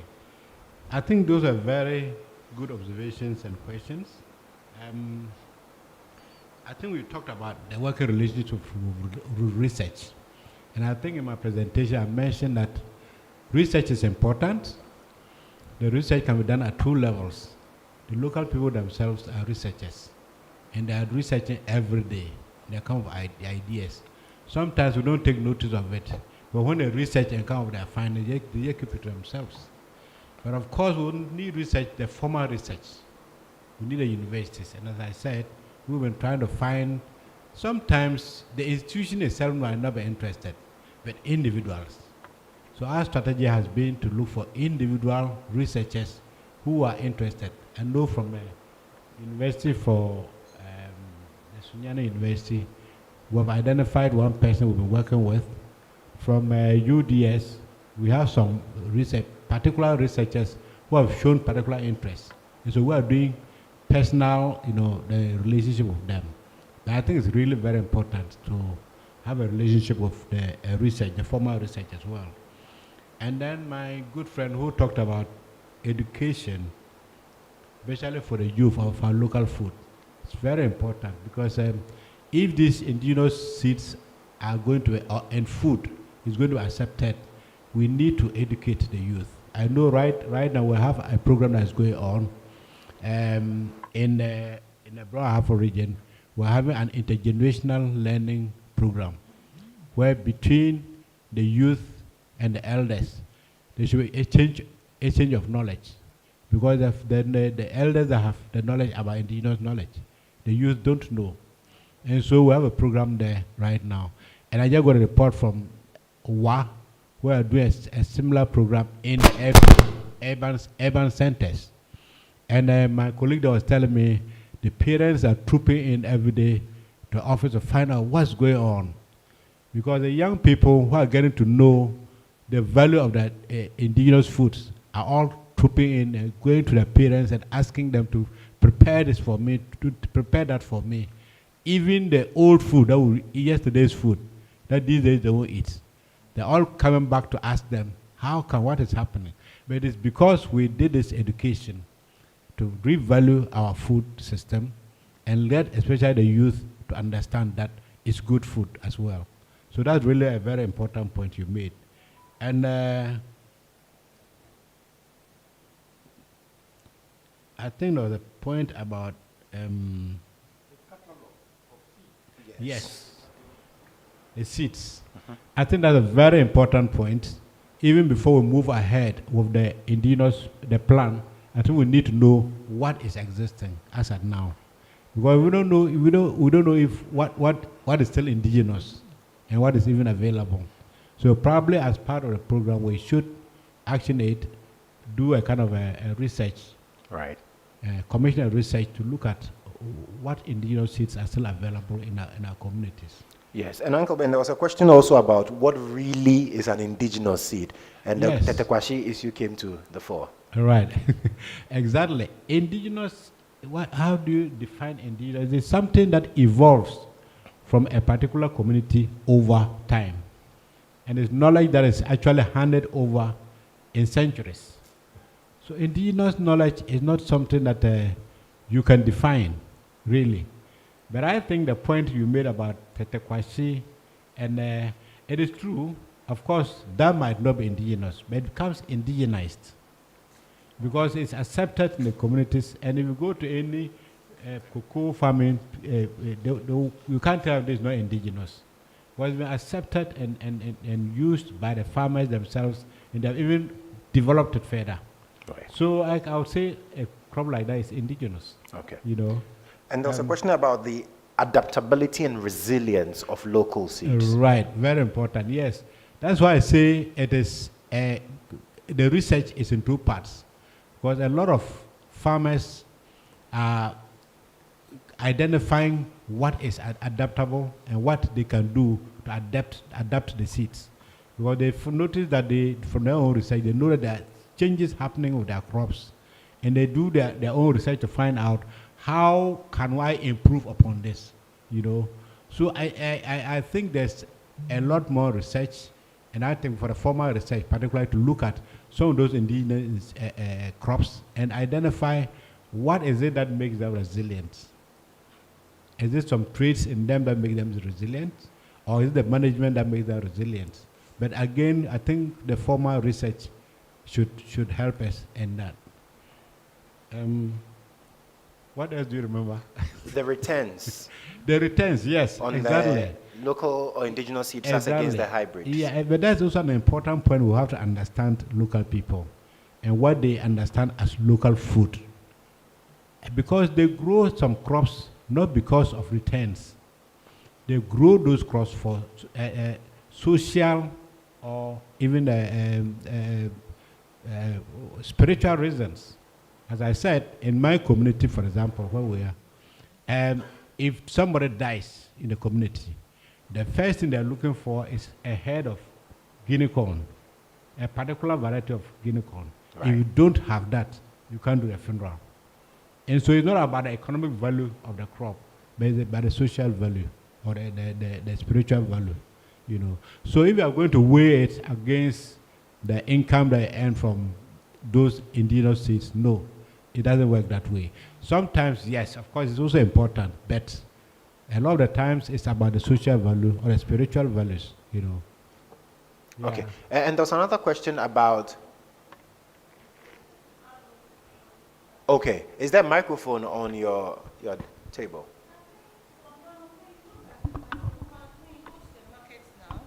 There is more increase in the value of local foods. Because when you go and you're even buying vegetables, what the women tell you is local, local, local. And everybody is sort of trooping towards that. So I think because of knowledge and people's now quest for more healthier veggies and food items, Ghanaians are shifting more towards local indigenous foods than even these other hybrid foods. But when I go to the market and buy ayoyo, for instance, I look out for the local ones. And just like Mr. Guri said, there are some foods. There are some foods that you buy first also because of your taste, but because of cultural reasons, you buy them and they are even more expensive. An example is when I go back home, there are these, I don't know, we call it buksut. It's like vegetables, but then it's taken in a dry form and it's slimy.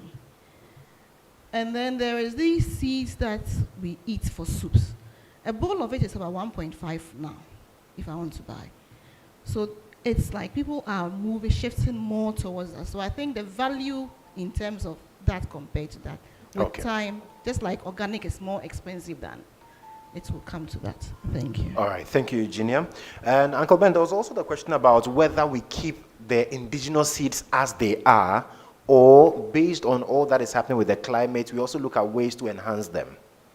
Yes, I think, again, I think research should help us in there to look at the different crops that we have. And I look at the situation today. Climate is changing, but is it still possible that some crops can still survive under that? The current issue of drought, there are some particular crops that died out completely, but some survived. How do we take those, identify those seeds, and make sure that we are able to keep those seeds and use them again in a similar situation, you know? So I think, again, research is important. And I'm sure that would also apply to the viability of the local seeds or how we select them. Yes. As to what influences the choices for how we are convinced whether these seeds are better than the others. It's also going back to research and development. R&D. All right, thank you. So is there a final batch of questions we can take before we go for our coffee break? Questions? Yes. Dolores? Yes. Anybody else? Right. So we'll take Dolores, take you, and take you, sir. Thank you very much. It's on when he was doing his presentation, he spoke about environmental resilience. And I was thinking, when you go to, let's say, Asia, China, for instance, every province is noted for something. Now, he was talking about the climate or the weather in a particular region, not accepting some of the seeds that we plant. Can we look at it this way, that every region should be noted for a particular seeds? So we know that when it is about cowpea, it's coming from, let's say, Upper West region. When it is about maize, it's coming from the Volta region, so that the people can really focus on those ones. Than we doing intercropping, and it's like some of the crops don't work here, some of them work here, or other way. Okay, thank you. So my brother behind Mr. Guri. Yes. Thank you. Yeah, thank you very much. Just a bit of reaction to my senior brother's listen. That's the PFG is promoting actually 10 crops. It is not only 5 crops. And secondly, the PFG promoting some hybrid doesn't mean that we are not paying attention to the indigenous one. Like somebody mentioned, there are a lot of factors that goes into selecting which varieties we have to push. For instance, when you look at the local varieties, they do not yield much as compared to the hybrids. You are looking at food security. Government's intention is to make sure that there is food availability for everybody. So if the government has to choose between two, of course, they have to go for the high yielding one, even though it also comes with its own challenges.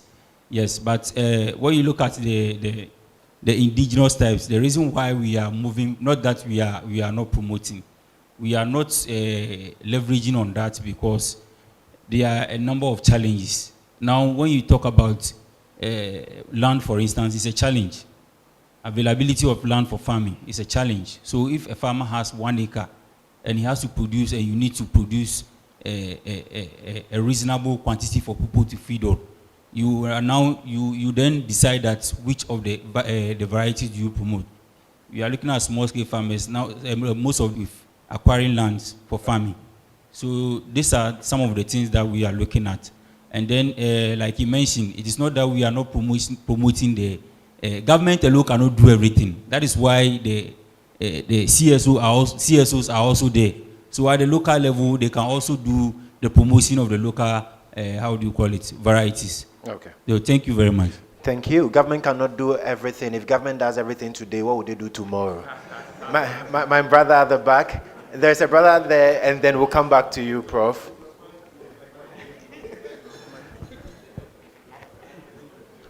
So CSOs, let's do some, okay? Thank you very much, MC.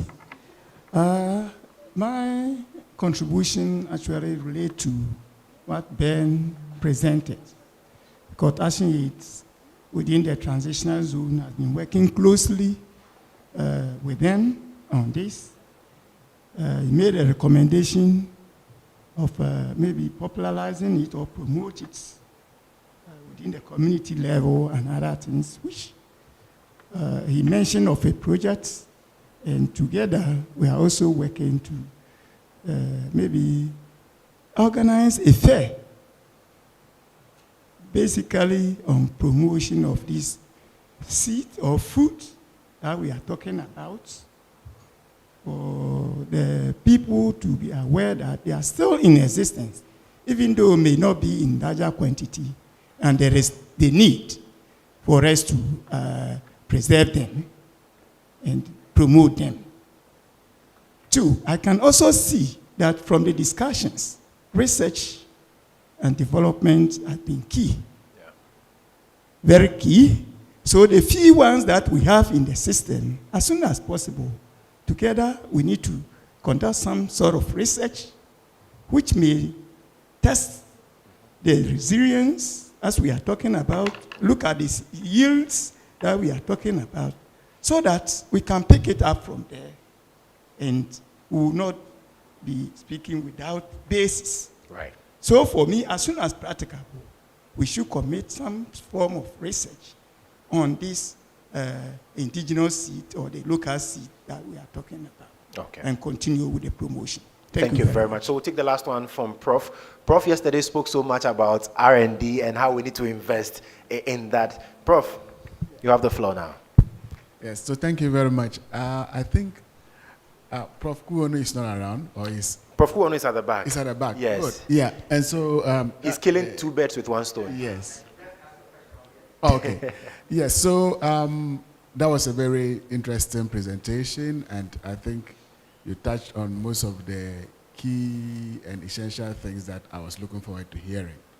But having said so, I just wanted to pick your interest around how prepared we are as a nation for the energy transition, particularly in reference to the bioenergy sector.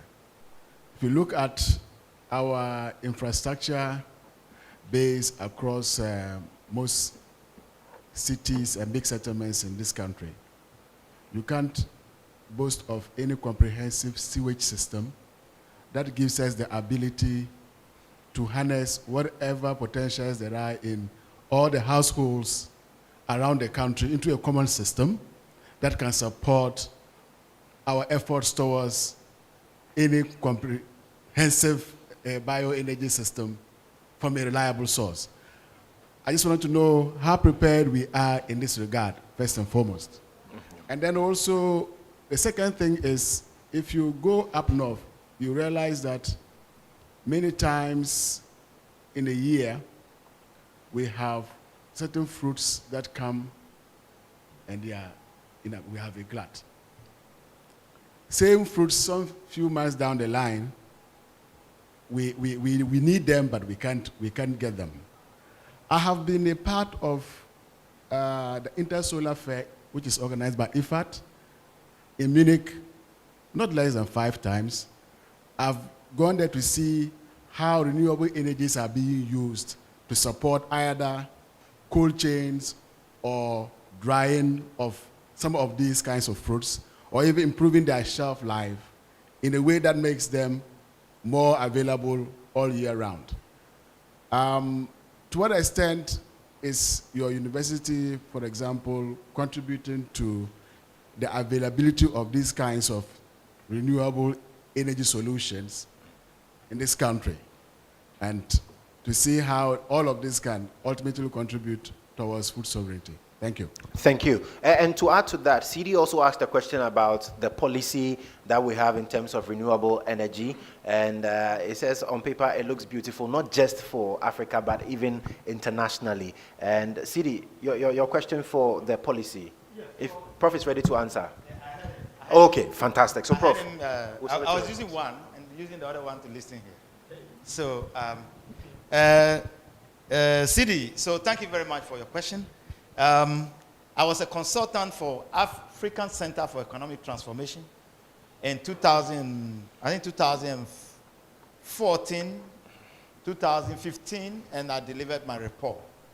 So how the consultancy was on how we can use biochar to improve our renewable energy system, how we can adapt the biochar to get a lot more energy. So I did a lot of review and I came across these renewable energy policies, the history of it from the beginning till currently, at that time.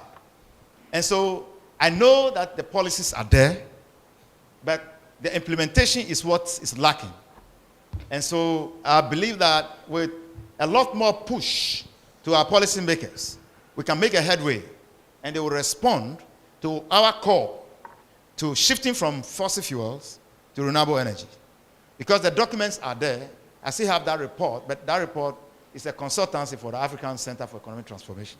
So I believe that a lot more work has been done, and with civil societies organizations like ActionAid and the partnering universities and research institutions, we can push more and get our voice to be heard, and the policies will be implemented. Policy being implemented is not just by saying policies should be implemented, but there should be a conscious effort of appropriating financial resources to these policies, so that we can see the realities of these guidelines and things that are written in the book in respect of these policies. As they are implemented, that can improve our welfare, sustainability, and our food sovereignty. My brother asks about how prepared are we as a nation.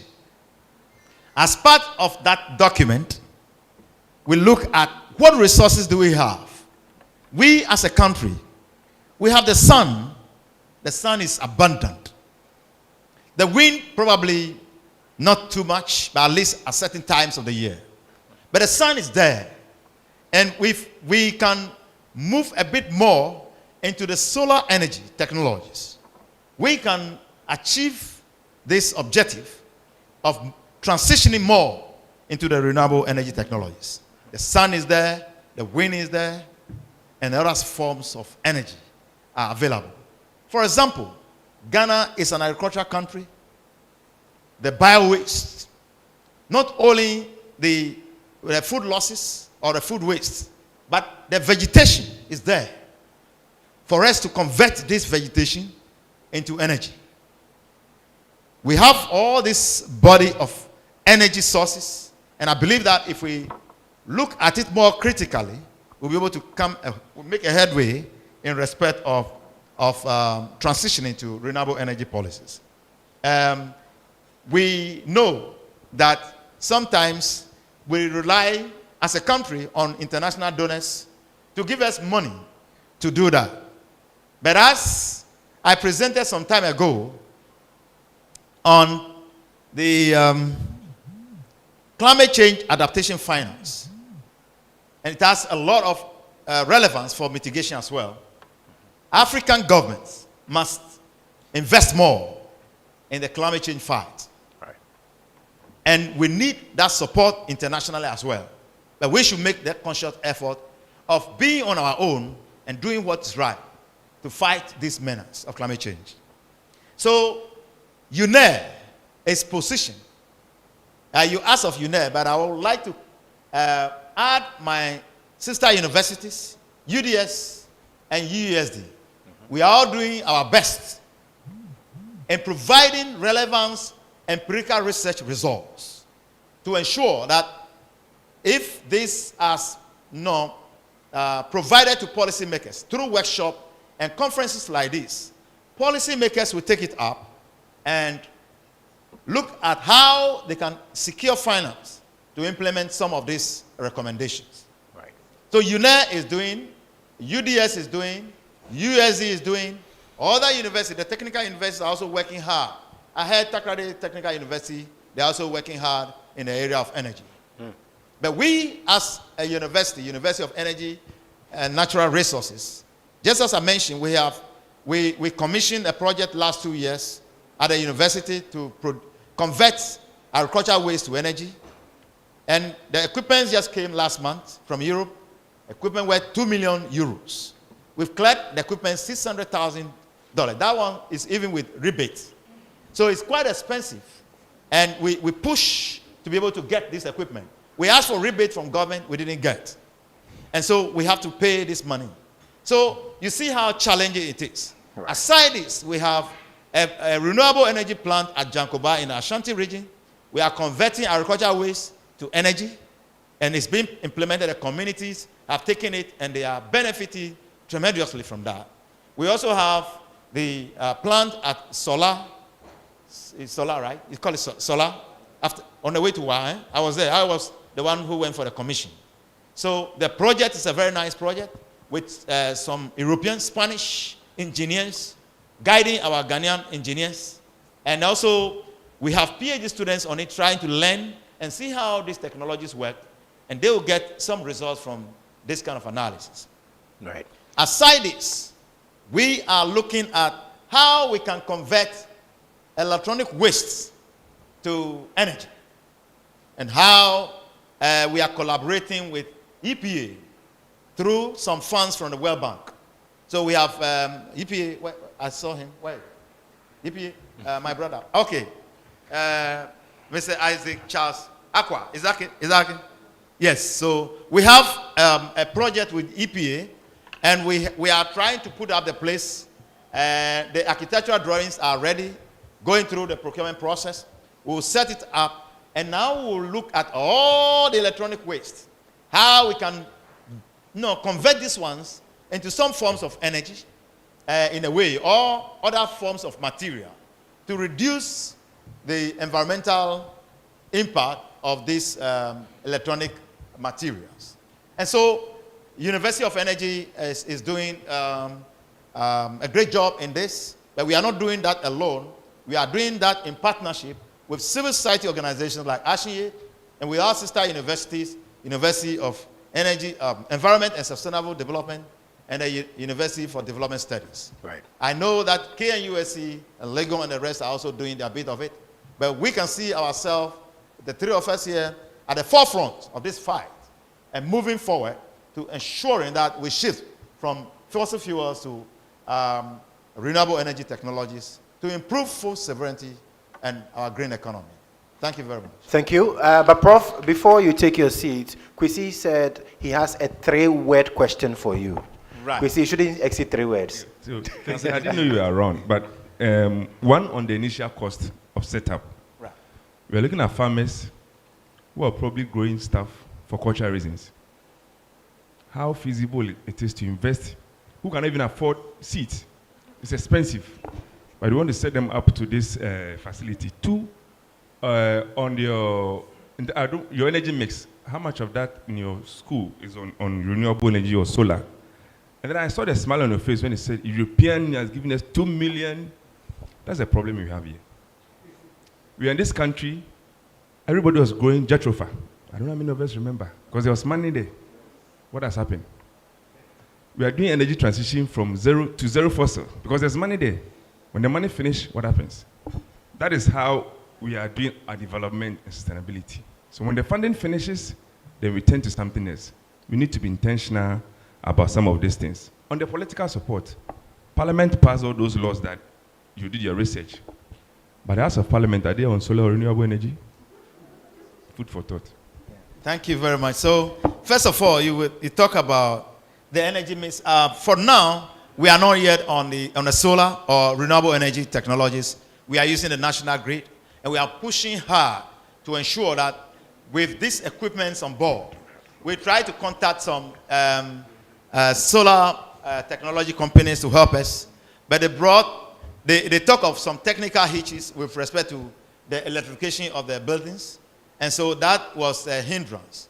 But we are still pushing. But we believe that with this new technology from Europe, we'll be able to have some proportion of the energy provided through this renewable technology. The political aspect of it, as I said, the key is to be conscious. Our politicians need to be conscious and devote a lot of financial resources to the implementation of these policies. And then there's the last one. What was it? The setup, yes. The setup in the farming communities is not necessarily being done by the farmers. The setup, the ones we have now are from projects. But within the community, the farmers are benefiting. Right. But we believe that at a certain point in time, maybe 10 years after, 15 years after, the farmers will build that kind of resilience, increase income and yield to be able to afford enough finance, come together as cooperatives to have this small or small scale level of these renewable technologies. I believe, but not now. But for now, we are looking at getting projects being established within the communities. The farmers are brought on board to be part of the whole process of implementing it and them owning it and making sure that it works. If there's a small problem, maybe they call the project coordinator, hey, there's a problem here. Can we come and look at it? In this sense, the farmers kind of intrinsically own the project, but it's a project.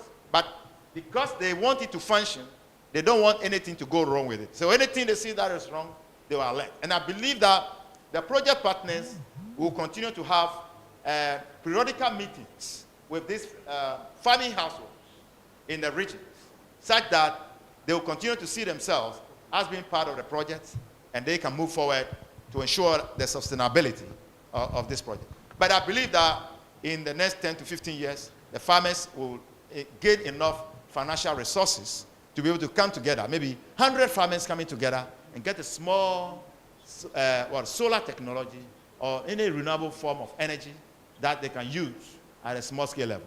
And with time, in the 20, 30 years, they'll grow to some level. Right. So we are just beginning now, but I believe that we can go far in the future. Thank you very much. Very well. Please, let's put our hands together for Prof. And for all who contributed during this plenary session.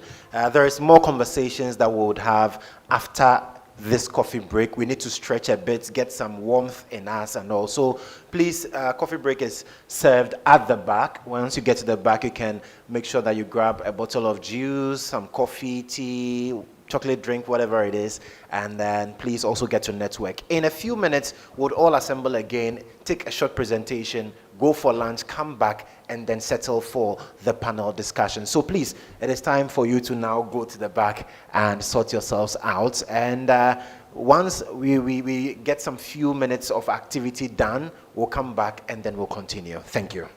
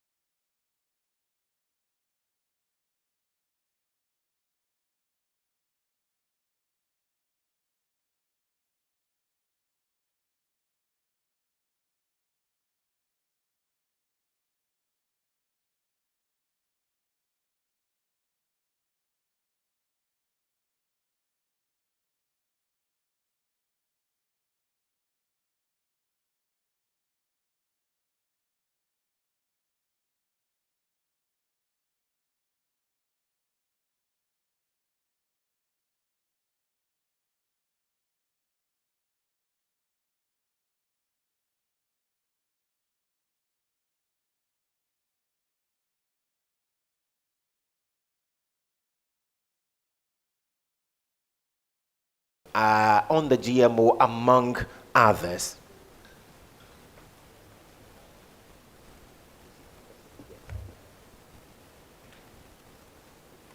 Right. So he's no stranger to the gathering since yesterday. He's been very vocal. And today, when he decided to even keep quiet, he had about 8 questions at a go. We answered about 5. We left the 3.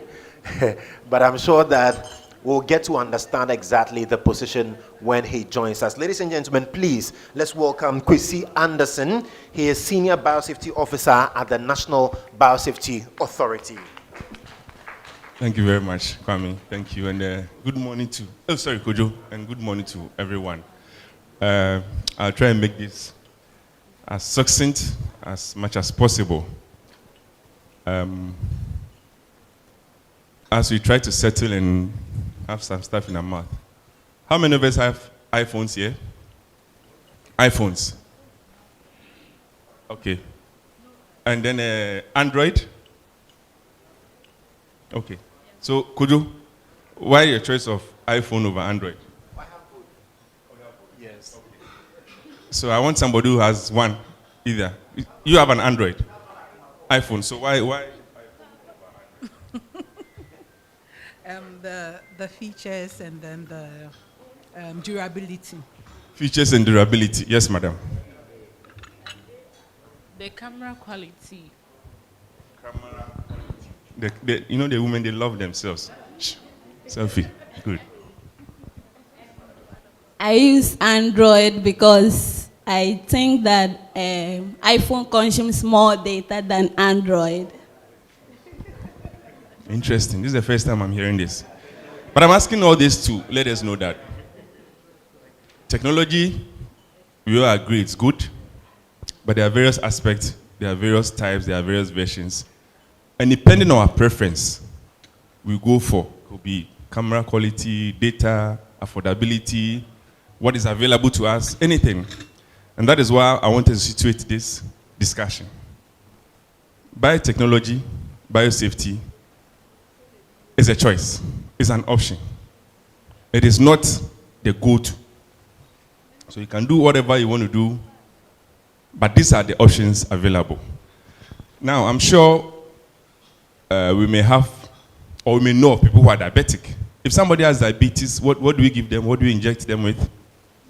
Insulin. Do you know how the insulin comes about? I'm not asking the professors, please. Do you know how the insulin comes about? Anybody? Who's not the professor? At least I know the professors. They are around this corner here. Do you know how the insulin comes about? No? Okay. So when insulin started, they were taking it from pigs, animals. But now insulin is being done in the lab by genetically modified bacteria. We take it, we probably don't question it. But when it comes to the maize, yesterday my mother, your face will go this. And the men, it will reduce our potency.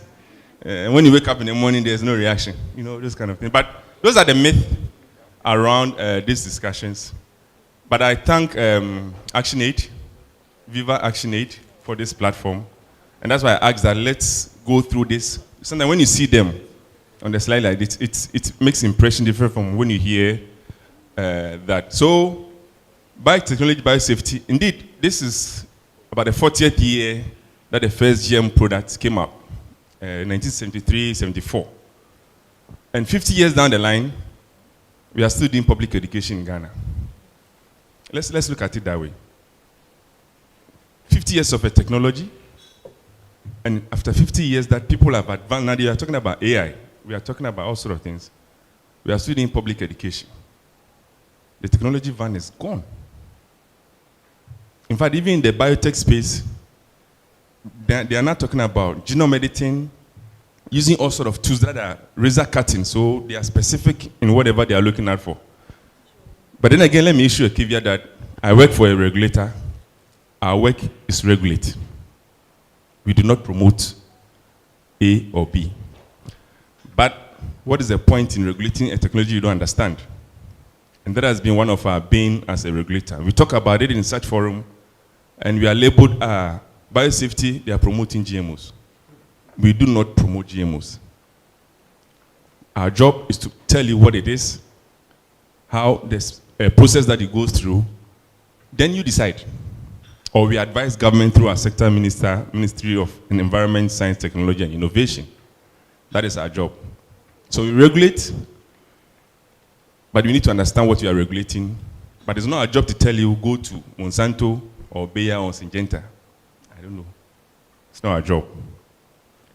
Good. So by way of background, we talk about background, how we're domesticating the biosafety framework, our administrative mechanism to handle requests for permits, mechanisms for monitoring and inspection, system to provide information to stakeholders, in this case the community or the general public, and then conclusion. You know, one of the things that Ghana has been noted for is that we are very quick to sign up to these kind of conventions. So in 1991-92, the Convention on Biological Diversity came into being, and we're the 12th country to sign in June 1992.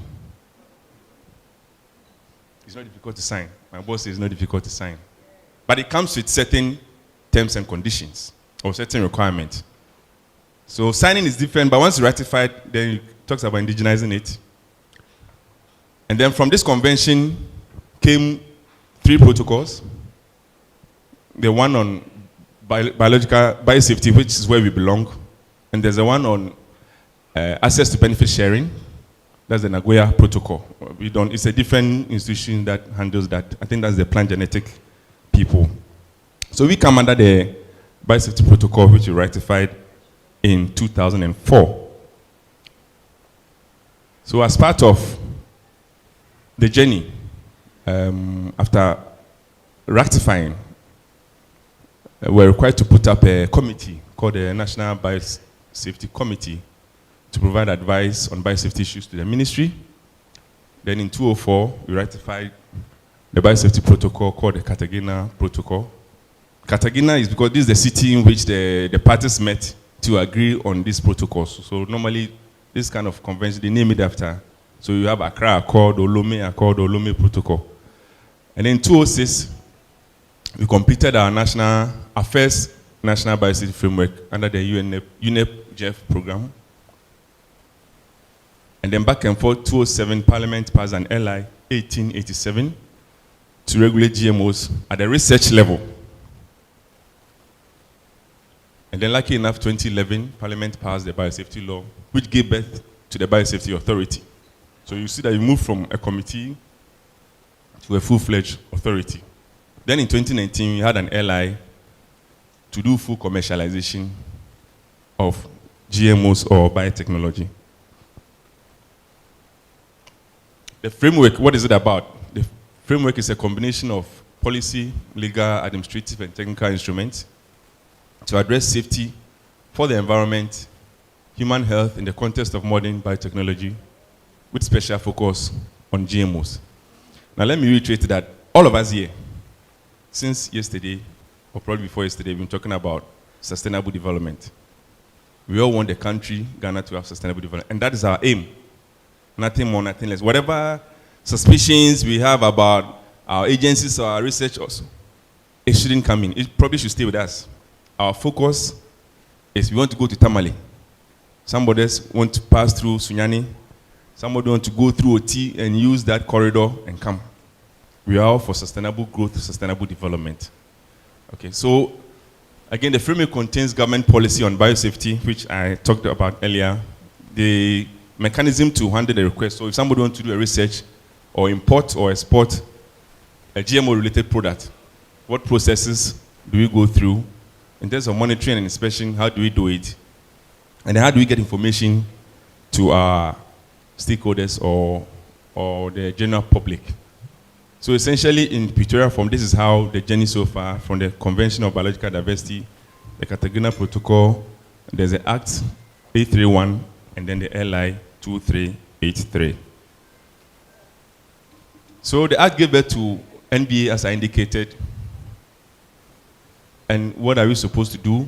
Is to ensure an adequate level of protection in the field of safe development, transfer, handling, and use of genetically modified organisms resulting from biotechnology that may have an adverse effect on health and environment. And also to establish a transparent and predictable process to review and make decisions on genetically modified organisms and related activities. So our vision, and I'm doing this because I noticed from yesterday that a lot of people are hearing this for the first time. That's why I actually asked for this slot. So our vision is to excel as a modern biotechnology, new breeding technologies in quotes, because there are all sorts of breeding technologies, whether it's traditional but there are new breeding technologies, and a regulator trusted and respected by Ghanaians and in the international community. Our mission is dedicated to promoting socio-economic development, I just talked about it, through efficient and transparent regulation of modern biotechnologies and their products thereof.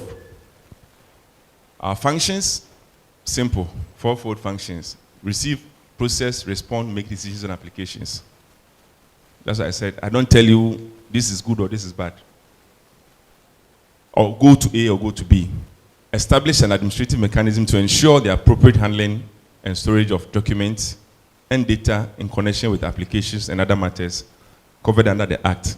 Each set of application comes with all sorts of data and documentation, and you are mandated to make sure that they are secured and protected.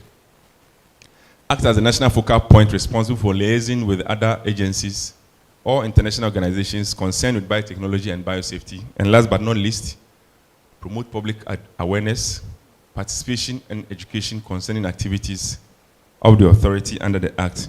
And you see that everything is under the Act. So everything we do is according to law. It's not by ourselves or by what we think, but it's by what the law or the Parliament of Ghana have access or have agreed for us to do.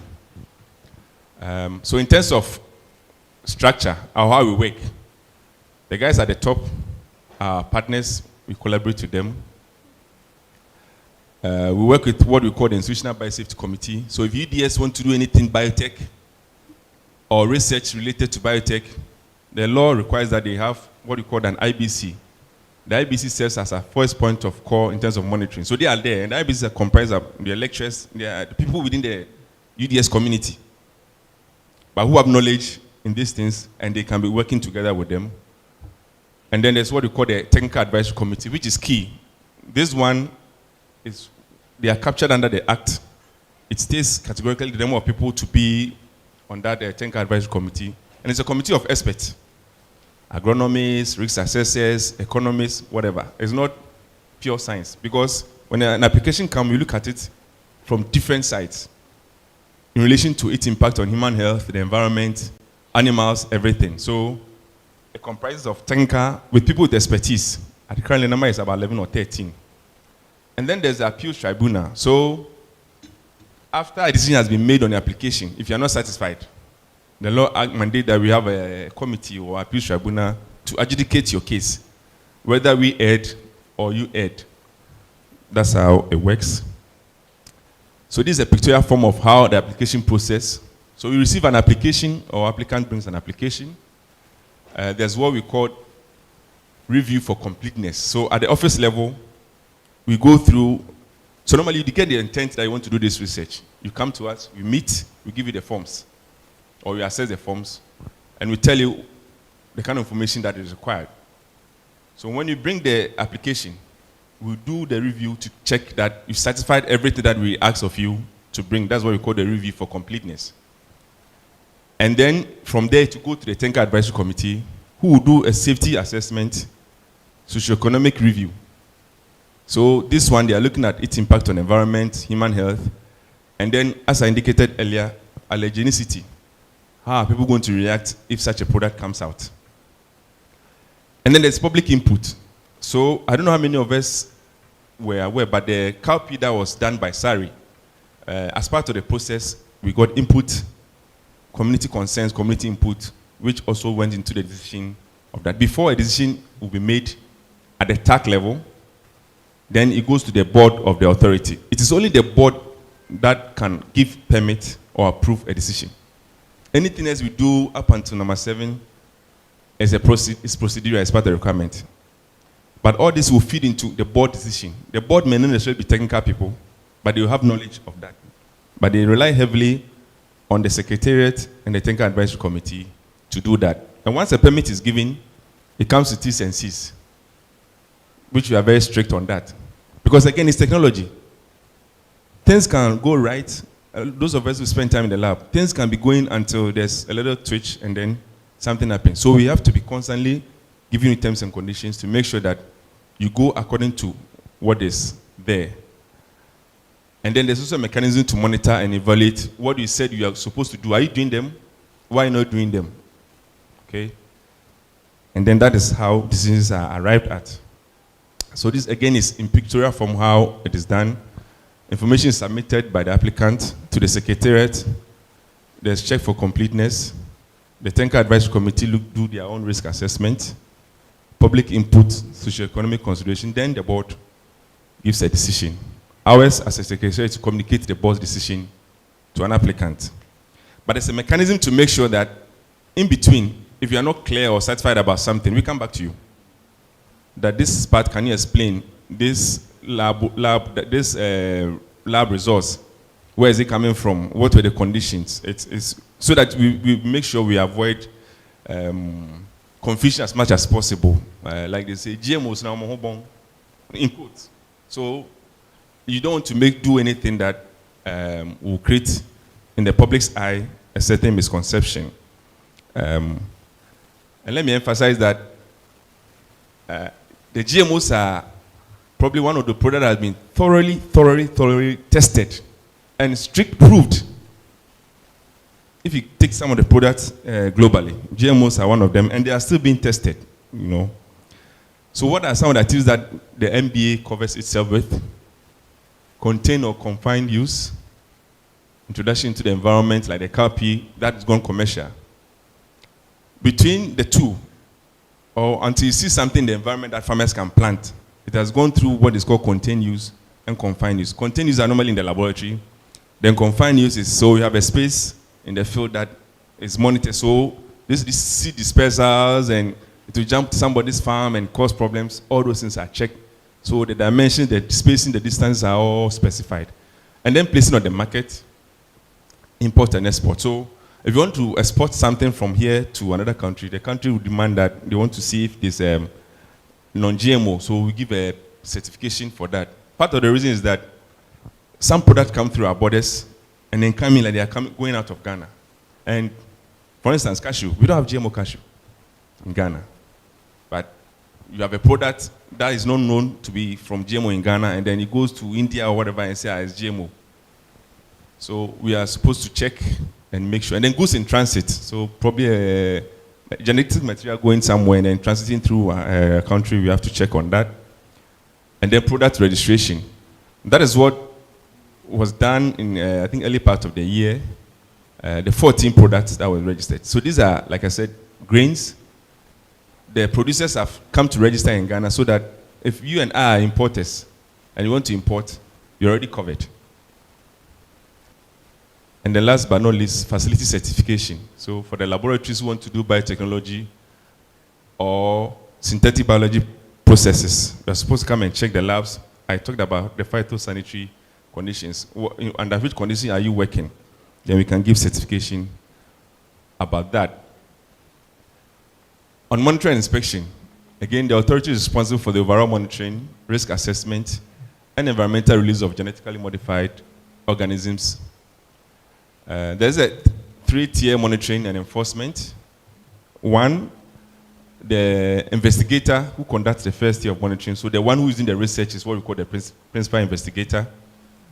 And the Institutional Biosafety Committee, they also do their monitoring before the MBA comes in on that. And then the schedules that provides for monitoring inspection are stated down there.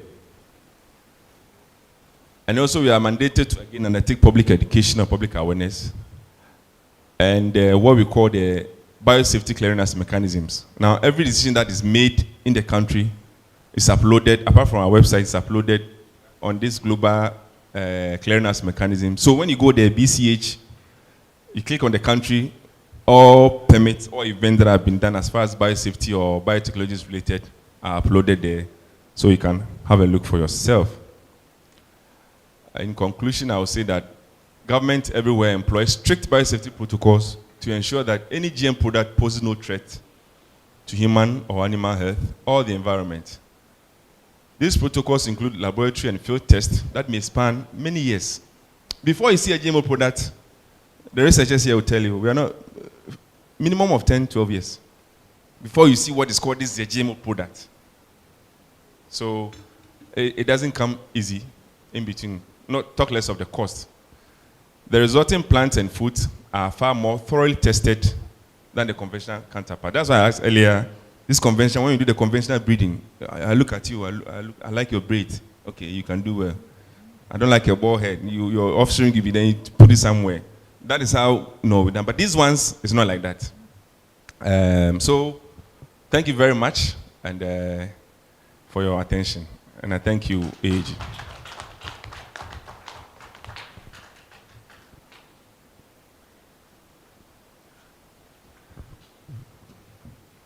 Please, let's appreciate Kwesi one more time. Now, the interesting part is that I'm sure you have a lot of questions for Kwesi, but that's why we'll have a panel discussion. Kwesi will be on the panel. And then, so write all the questions down for me. All the things he said today, the ones that you knew, the ones that you did not know, please write those questions down for me. So in a few minutes, we'll be going for lunch. But before then, we'll take one presentation. And then when we are done, we'll go for lunch, come back, enter the panel discussion, open up the plenary, and then we can ask our questions. And so let's invite Idrisu Adam. He is the head of monitoring, evaluation, and learning coordination at Urbanet Ghana. And he'll be speaking to us on agroecology and indigenous seed development in a sustainable manner from the point of view of smallholder women farmers. Please, let's welcome Adam.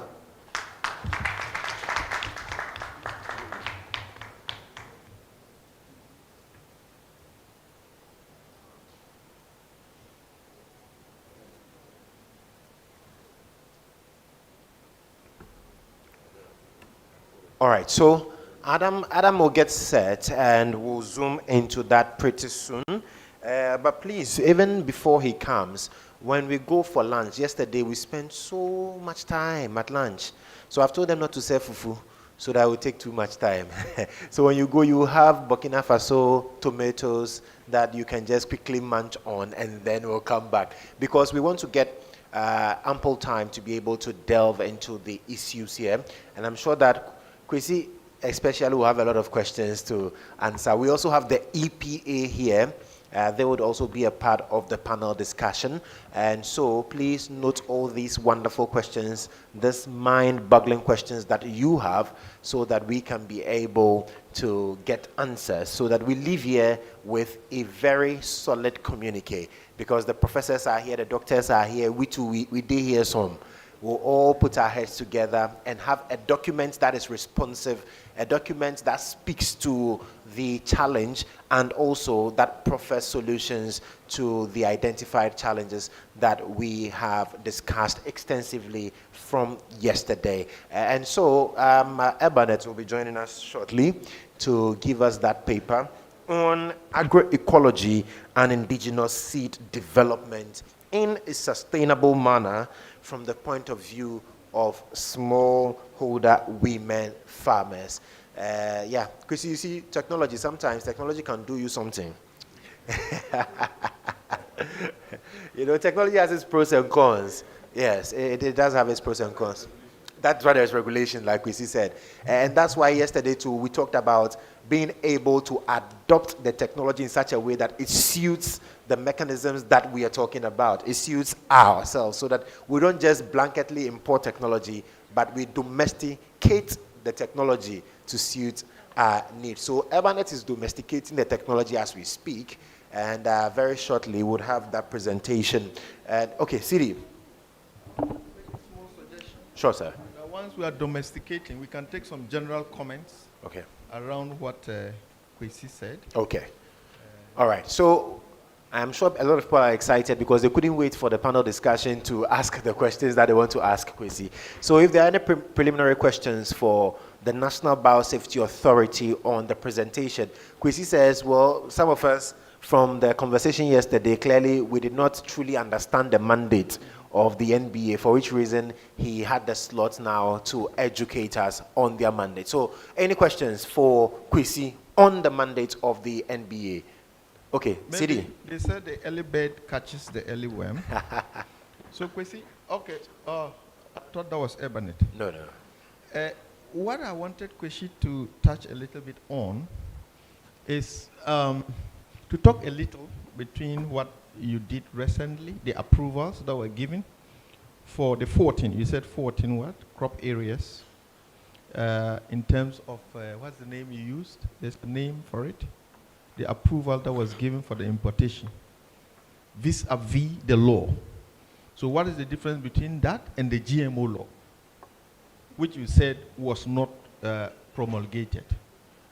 Or as it is now, we don't even have the GMO law. But what we did was some form of approvals granted for some form of grains, not even seed to be imported, right? So I just wanted to put that in context, and that will help all of us, to understand better the differences. Thank you. Okay, thank you, CD. So the events, we call them events technically, the 14 that were approved are already events that have been approved in other jurisdictions. Ghana is not the first place to approve it. Now, of the events, 8 of them were maize varieties, and then 5 of them were soy varieties. So it's not like 14 different, if you like, crops or grains. So varieties of maize. So the one that can probably would do well for poultry, the one can probably do well for humans or anything. We call them FFP. So they are approved for food processing and feed. We call them FFPs. Food feed processing. Yes. So that is what essentially we did. But again, like I indicated, is done in South Africa, it's been done in other countries. And we didn't approve because it's been done there. We had to subject them to these regulations to make sure that it suits what we have or what we have agreed as a country by law that it will work. So when they brought the application, we took them through the process that I indicated before a decision was made that, one, again, it can be grown if it's for feed or for processing, and it can be used, and it's not injurious, it's not going to affect the local variety whatsoever. They can coexist, more or less. So that is the process that we went through. Now, yesterday I said it's not GMO law because, again, I said 50 years on, we are still talking about GMO, but it's a technology. Now, between these 2 days, we hear about drought. So, if a cowpea is not drought tolerant, but the scientists can take out the genes that causes or that can help a variety withstand drought. And all they do is that they infuse that into the crop that cannot withstand drought. That is what they do. So in fact, the product itself is not a different cowpea. It is cowpea. But again, it's just a distinction like you saw in the US.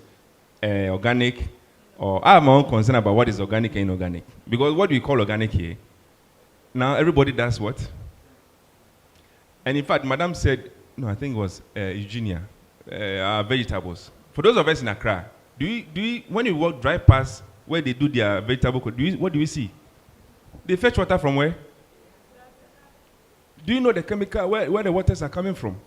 But we say, oh, it's organic because probably it's not straight. But the gutter, the component there, only God knows. So essentially, those are some of the discussions that went through. So yes, there's a law, and that's why I indicated the areas that we are covered. So you saw that lab certification, import and export. So it's not, that's why I say it's not a GMO law. It happened to be how the thing evolved or a component of that, but it's not. It's called the Biosafety Law or Act. Yes. So those are the distinctions. CD. Okay. So any further questions for Kwesi? Right. So there's a question from the back there. There's a microphone on that table, please. Yeah. Thank you so much, Kwesi. I think the slide that brings the various regulatory bodies, standard authority and all that, I was so happy to see that because most often than not, what we see is that these institutions have similar or related functions.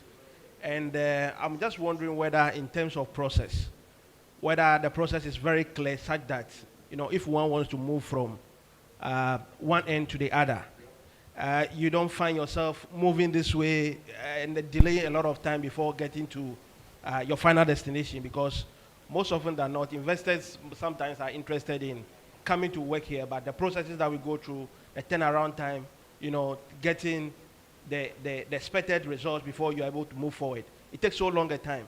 So I just want to find out whether are there clarities in terms of roles and what needs to be done, such that you don't go here, they tell you to go back, you should have gone here, in order. So I'm happy to be part of this section.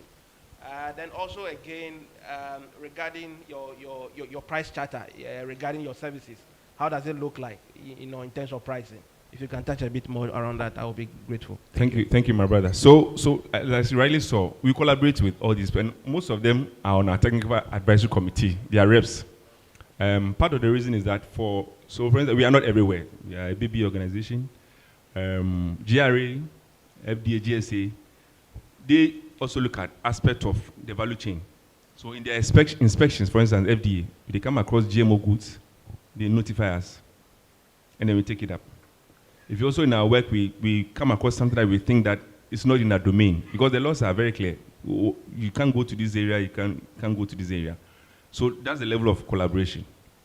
In fact, what I forgot to add was that once a decision has been made, especially in connection with our topic, for seeds, it doesn't end with the NBA. You go to PPRSD. There's what we call the varietal release. They also do their own set of processes before it come out. Now, in the last year, they sit on a technical advisory committee. We've tried to have an MOU to how we can merge the process of our permit and their process, so that, like you said, to avoid that you're not going to start another process cycle. Because for us, the law requires that a decision should be made within 180 days. That's 6 months, is that correct? So within 180 days, you have to make a decision. In between, if you go back to the applicant that we are not clear on this, on that, the clock is stopped, and then so it's added on.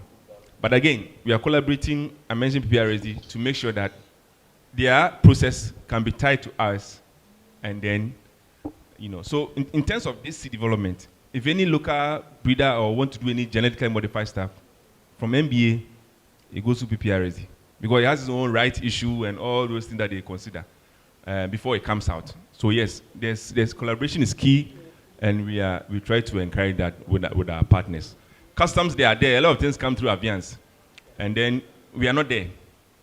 But they would then pick this up and tell us that, oh, these goods, because we were in the forum, one of the officers, he said, as soon as he sees maize or rice from Vietnam, some countries, it says, red flag that it could be GMO. Because there's a global database of GMO products. You get it? So when he sits in the office and he says, oh, I'm bringing rice or maize from wherever, it's already suspicious that it's GMO. Before then, the testing and everything will go in. You understand? Yes. So that is how it works. Let me also add that, the need for this whole discussion, COVID showed us, when we were locked down, goods were coming in. How were this virus exported? And that through flights, through whatever. And now it has raised the issue of what we call the biosecurity, which is even more. Of course, food safety is everywhere. But the biological weapons, somebody can just bring in a container with some virus or whatever, and then whether it's chicken pox, red pox, or whatever, and we are all gone. And those are the things that the discussions are gearing towards, that we look at these things holistically, so that once we are looking at one, we don't close the eye on the rest of the sectors. So yes, collaboration is key. In terms of our pricing, we have figures for our local people, or their prices for, if you want to do any research, the prices for the local, what we call indigenous or local people, and the foreigners. So for instance, the event that came in, their rates will be different from what will be done by UDS or University of Environment and Sustainability, or Sustainable Development, or UNE, or whatever it is. So there's a classification, right. Foreigners, and then the local people. Thank you. Very well, thank you. Thank you so much. I think now we are ready. And so please let's receive Idrisu Adam. He's the Monitoring, Evaluation and Learning Coordinator, Urbanet Ghana, to speak to us on agroecology and indigenous seed development in a sustainable manner from the point of view of smallholder women farmers. Please, let's receive him now.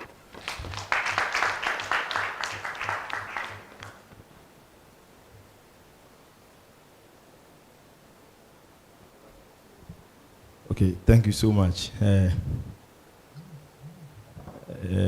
Like the usual greetings, I also want to, I bring you greetings from the board of Urbanet Ghana, that is led by Professor Ganyu from UDS, and the executive director, Mr. Jibril Mohamed Basit. I'm here to present this paper on his behalf and as well as the organization.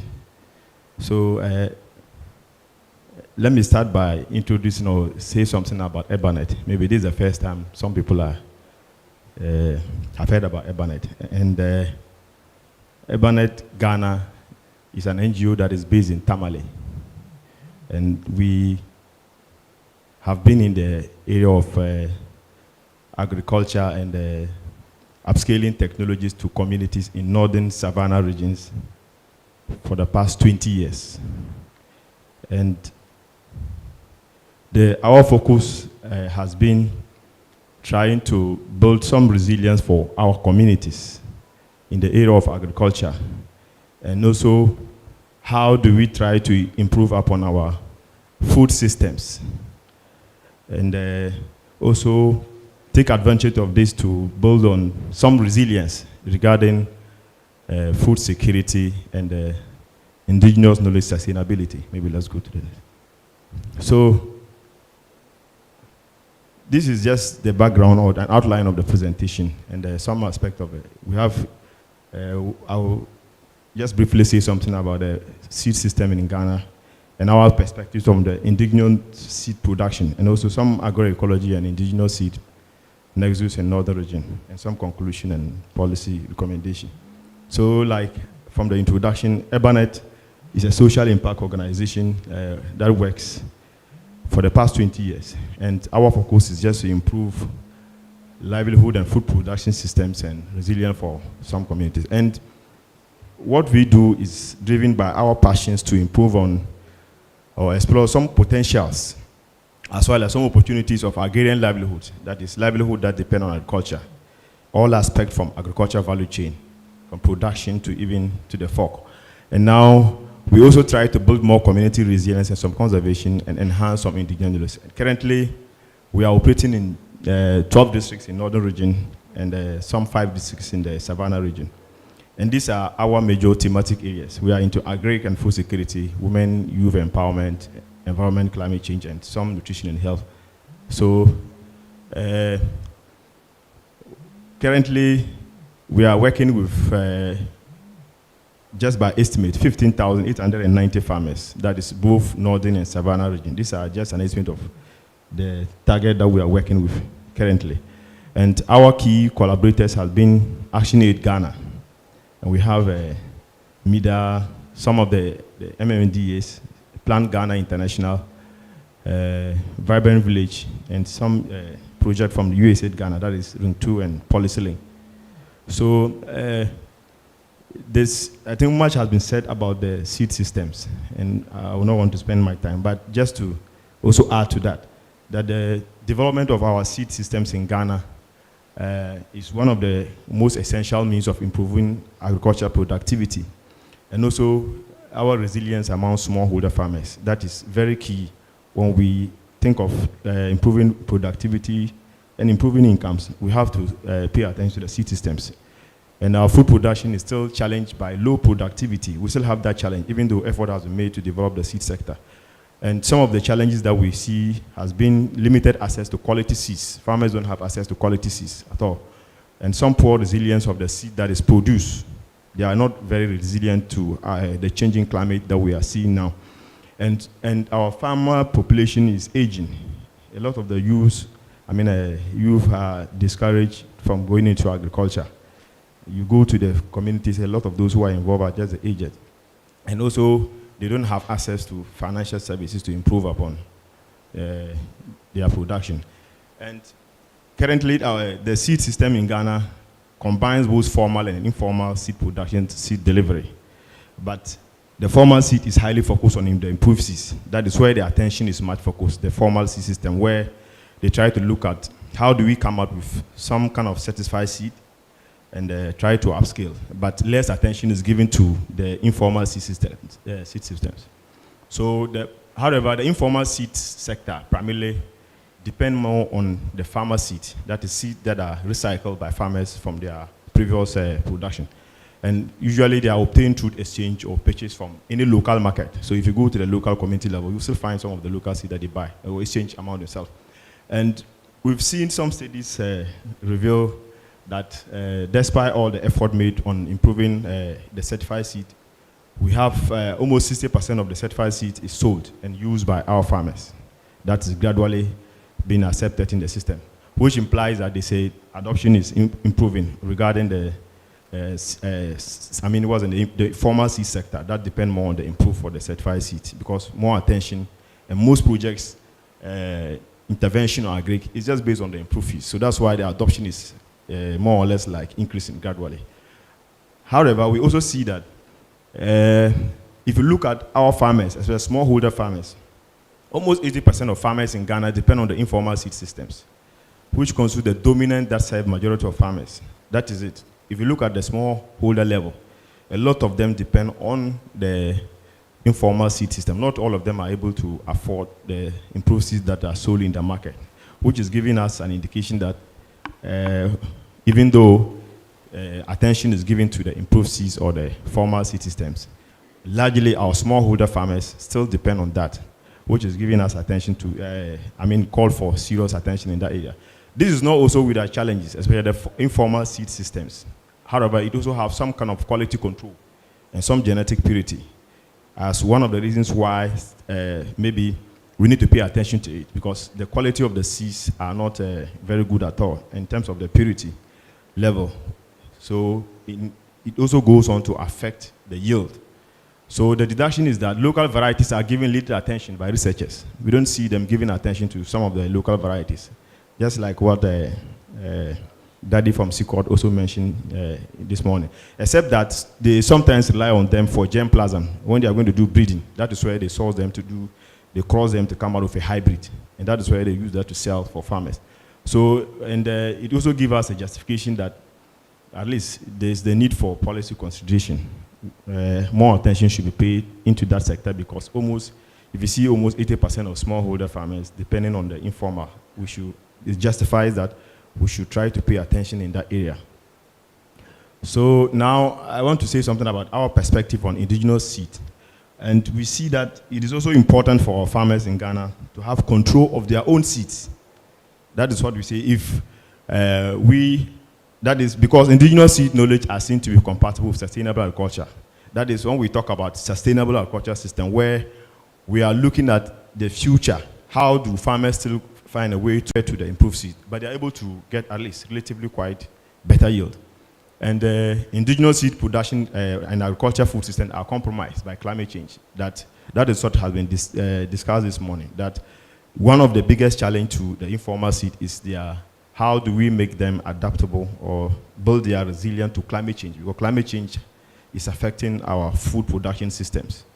And I still have some pictures of how locally at the community level some farmers store their seeds, like their indigenous seeds, and what is being how they use that to do vegetables, and we pay attention to that.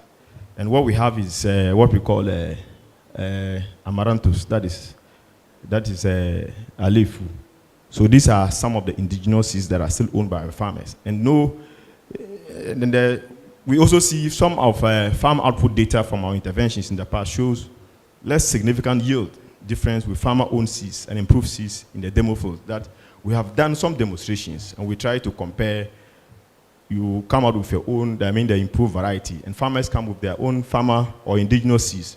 Then we subject all of them to some practices, and we see that relatively we don't see much difference, even though yield might be higher for the improved. But you see that if the farmers also pay attention to the good agriculture practice, the yields are better.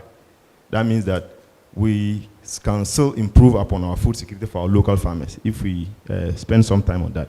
And it gives an implication that in terms of resilience, despite the perception of the low yield that is subjected on the gaps and other interventions, the informal seed is still doing better.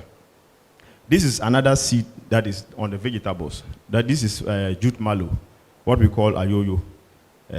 Maybe some of people who usually, I mean, if you come to Tamale, you go to Majana, but you can get TZ with ayoyo. And we need to still, it is giving us attention that we need to pay attention in this area because this is still being consumed. And it's a delicacy for some people that we as an institution, we think that strategically, we need to pay attention to that as one of the indigenous seeds, vegetables that are grown by our farmers, we need to focus on the vegetable production and how do we preserve the seeds in a way that farmers can continue to use that in our systems. And some indigenous vegetables are scarce because farmers prefer growing vegetables that are commercial, that have some commercial value. If you go to the market, you can still find improved seed of some of these vegetables that we have mentioned. Tomato seeds, if you go to the market, you can get them to buy. And even some of their leaf. We have some agri-businesses who are selling those things. But the idea is that farmers cannot preserve the seed from those varieties because they are improved, and it's just when you plant this, you want to take the seed from it for the subsequent seed. It is not possible. So rather, they rely on their indigenous seeds that continuously being used. And I think I've said this before, and I'll go on. So, however, that some of these, especially the local varieties that we have mentioned, this is another one that is okra, that we call the okra soup. These are some of the vegetables, indigenous vegetable varieties that are also available. We believe that development of the indigenous seed production will enable farmers to own their planting materials and grow food that meet their socio-cultural health needs. Just like what we say, food is also, the kind of food that we eat also has a relationship with our culture. So it means it is also important that we try to pay attention to developing these indigenous seeds so that culturally and even something that can go along with improving our health.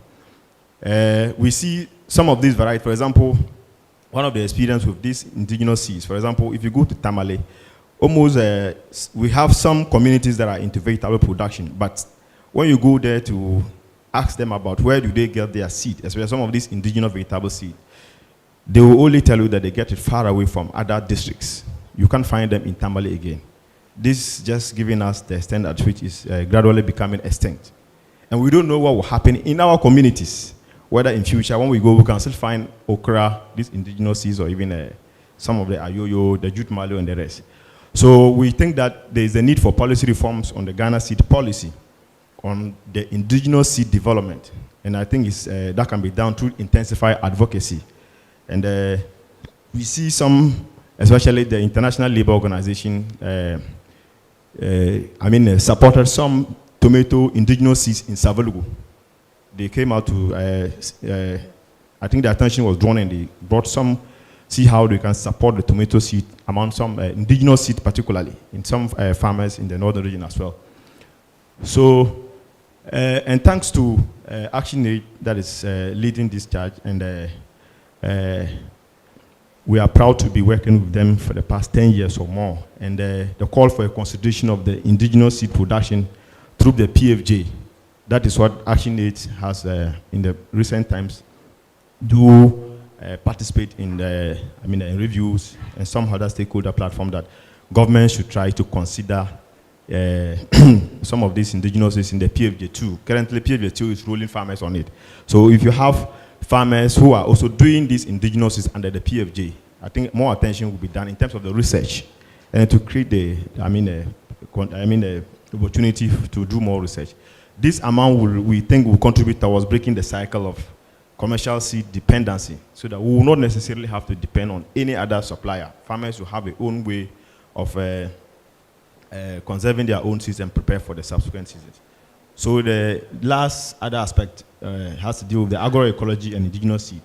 And agroecology has been defined by other, the presenters here, so I'll skip that.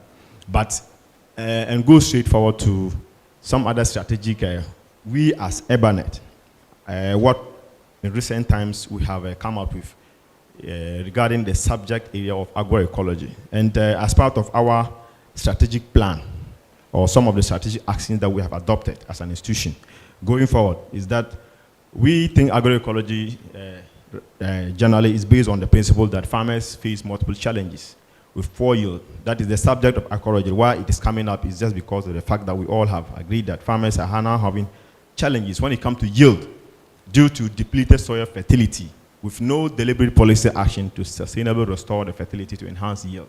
That is, the attention is on the soils. If you pay attention to the soils, I think we'll get, our yields will improve whilst we do that. So that is what we have conceived regarding, in terms of the areas that we work in, that we need to pay attention to our soil. How do we deliberately ensure that we improve the yield?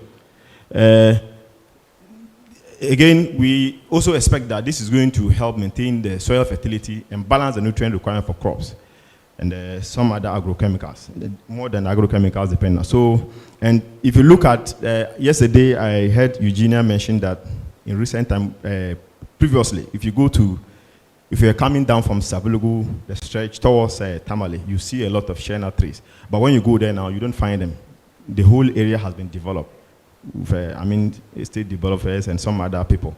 And this is also a matter of concern to our farmers. So this is how we also came up with the background that farmers don't have access to land now, especially some of the peri-urban districts. The lands that were used for production, farmers have lost all of them to urbanization and some other, development. So we think that it is better for us to work on the soils. Let's maintain the fertility of the soils of the few lands that are available to our farmers, especially women. They can't travel very far. Because in Savelugu town, almost all of them travel far away to other districts before you can get a farmland. So we think that the few farmlands that are there, let's improve upon the soils and ensure that the yields will be improved. Instead of, because you won't have the laxity of doing crop rotation or allowing it to fallow before you can get back the fertility to go on with your production again. So through this model, we have created a learning space, like the agroecology, what do you call a demo farm. We have come out with our plan of establishing a demo farm where we think that farmers should have a practical training. We will not go, necessarily pay attention to the training, but it's going to be both soft and hardware, which is that we set up a demo farm where we can begin to train farmers, take them through some of the agroecological practices to help smallholder farmers. And it's basically on a smallholder farmer, because when you go to the district and you mention agroecology to some of the commercial farmers, they will tell you that you are wasting their time, because he wants to plow close to 100 acres, kill the weeds fast, and he has money to buy fertilizer. So we pay attention on smallholder farmers. So what we do is just to make it more of a community-led. So we went to the chief and informed them that we are going to engage our farmers, and we have a series of training that we want to do on a land. So we want to use the land consistently for close to 5 or more. So lands were released by the landowners and the chiefs to the communities, where farmers are expected to do some trainings and protect the environment and communities. And we do more of agroecological practices. So what we do is that we work directly with the agri department for sake of sustainability. We met the department and explained to them the concept, what we want to start, and see how they can also integrate them in future into their development plans. So the AEAs are leading that in terms of facilitating the establishment of the demo farms. And they are also in charge of doing trainings for our farmers. So we have established some farms in some districts currently. So these are just pictures of what we did. And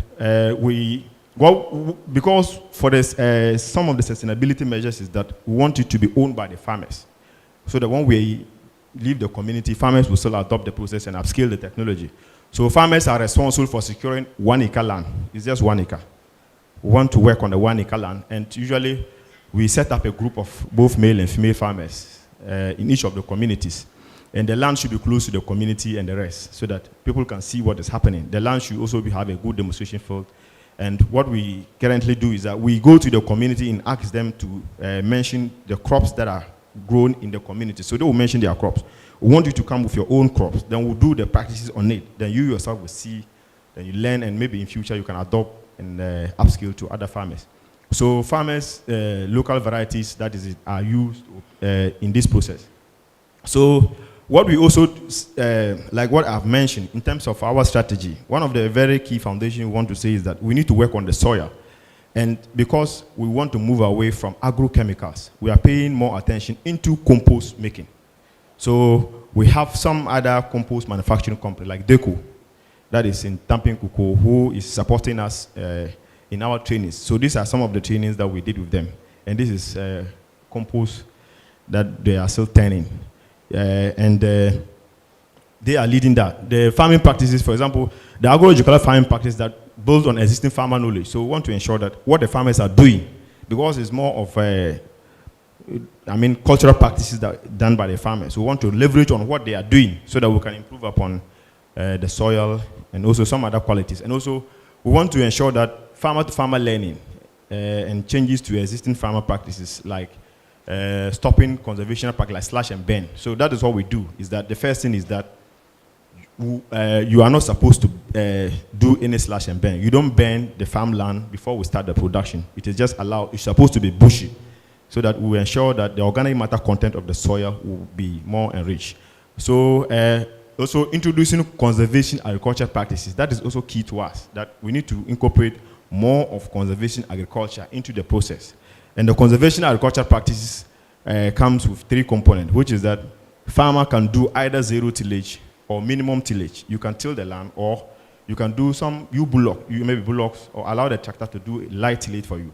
Or you can also do some aspect of permanent cover, so that after harvest, the farmer, you don't burn the straw. If it is that you are a maize farmer, you don't burn the straw or the stalks that are left. We want you to leave them on the farm. You only need to clear some of the shrubs or the overgrown weeds. Then we allow plowing. We plow the organic matter. All the straws and other leaves that are there on the farm. So what we also do is that, since we want to use the land continuously, we are also more concerned of erosion, which is that we need to try to get some trees so that we'll create some boundaries around the 1 acre farmland and plant them on it. This is a practice that we want farmers to adopt. And it is just based on the background that most of our farmers, they say, okay, now we are spending more time to improve upon our soil fertility, but we can't control bush burning, because some of recalcitrant people in the community go and burn the bush. So that means if you spend all your time to work on it, then they go and burn. You still, you are not doing anything. So we deliberately said that we are going to plant trees on the boundaries after harvesting. It's 2 things. It's either when you harvest your food produce, then you plow, all the other organic matter, straws and what is left after harvest, the post-harvest materials that are left there.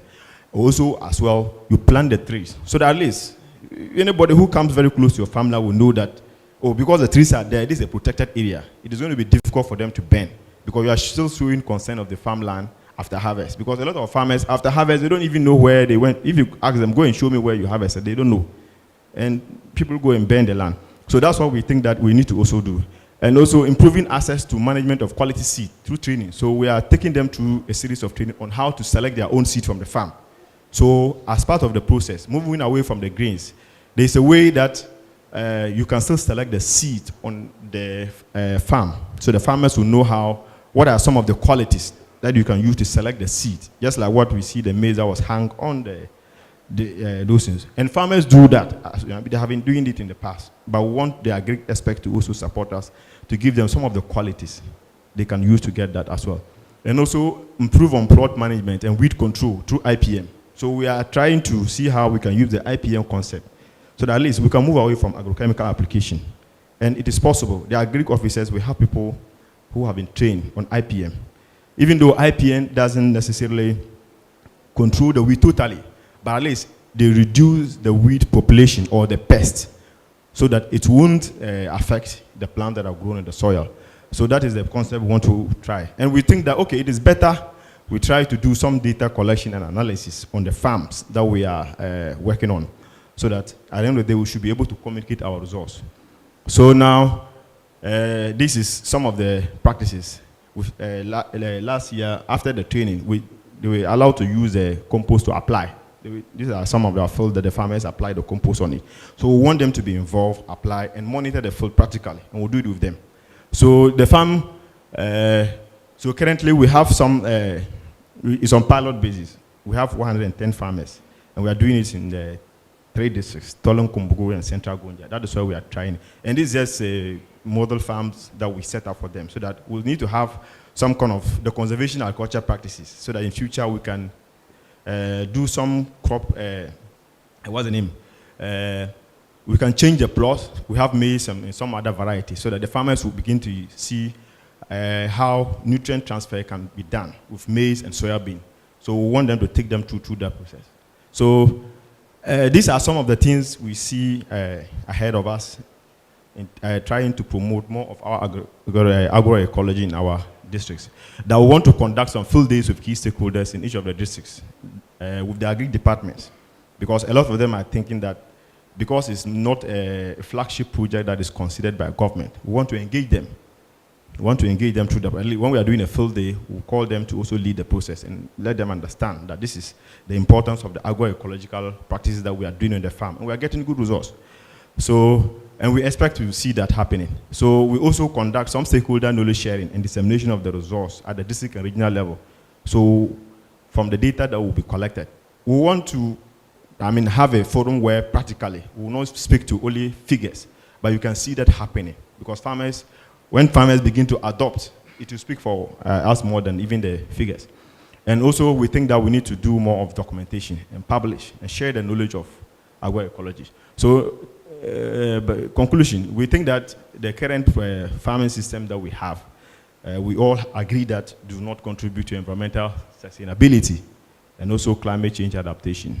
And there's a need for a restoration and a preservation of our food consumption patterns that conforms with our sociocultural values. That is what we talk about, the agroecology. And we've seen a lot of evidence that agroecological practices is the most effective. And it has been recounted yesterday by our mother from Upper East, that from, the practices of compost application and managing the soil, the yields are increasing. And we also see from our field monitoring, especially recently, the dry spell that we experienced in northern region, we also went around to monitor our field and also to get some feedback from our farmers. And we've seen that from the farmers, what we observed was that fields that were having, especially where we had organic matter content was very high, they were more resilient. At least the drought situation was not, the effects was limited, compared to fields that the organic matter content was very low. And you can only increase the organic matter content with composting or by way of agroecological. It's only agroecology that comes to that concept. If not, you need to go to fertilizer, chemical fertilizer, and the rest. So we think that it's very important. Therefore, the current food production challenges that we see requires a diversity of local adapted practices. If you want to talk about sustainable agriculture food systems, it should be something that is locally adapted to the farmers, so the farmers can adopt and still do that without any hindrance.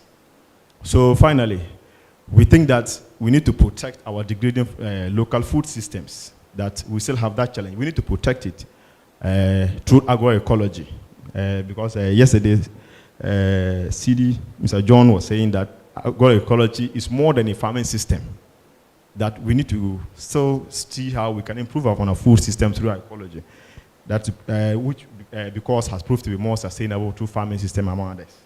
That government and development partners should show interest to improve our informal and formal system sector, which is highly produced by smallholder farmers, just like what we are doing and other partners like CICOD.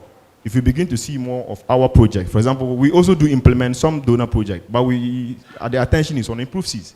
Why not we let the donor understand that we are promoting our indigenous seeds in our projects? This strategy, maybe if you do that, maybe sometimes government also need to see the result from the CSOs so that we can make noise about it, and the adoption will also increase from there. And we need to also support the high-level advocacy on the inclusion of agroecological farming practices in our major government flagship projects, as what Action Aid is advocating now, and they are leading the charge, and we are very glad to join them in that fight. And agroecology we see is also much cheaper. For example, we look at the compost. Compost is just made from some of the organic matter that are locally available in the community. When we ask them to gather the material, they never bought anything, because compost is just made from straws and some local waste that are available in the community. Almost all of them were available. We only brought the trainer to help them to put it together, and now they're applying it. So We also need to intensify some of our advocacy to encourage private sector investment. The private sector need to also come in. People can do business in that area, maybe making compost to sell, so the farmers can buy at a lower price through compost making, and also domestic weed management, like the DECO manager that we have. He said even when the issue of COVID came and chemical fertilizer sale, we couldn't get fertilizer. That was a time, I mean, his sale also increased because farmers also bought, and some farmers are still buying from him because they saw that it is working. So we need to pay attention to that. Especially when we see private sector who maybe also paying attention to that. And we think this is going to be more cost effective and organic fertilizer, so that in the long run we see that it will enhance crop production in northern Ghana. Thank you so much. Oh, you can do better for him. Idrisu Adam from Urban at GH, and I'm sure that you have your questions noted, but we'll go for lunch. When we come back, we'll do our panel discussion and open up the plenary, and then we can ask all the questions. Please, coupons have been given to you just like yesterday. We go to the same restaurant, we go have lunch. Please, let's return by 1:55. Yes, let's return by 1:55 so that by 2 p.m. we can zoom into action for the next session so that we can close early. So please, we can now make our way to the restaurant. 1:55 p.m. we are all gathering here again. We'll be in our seats by 1:55, and then by 2 p.m. we'll just get into the panel discussion. So bon appetit.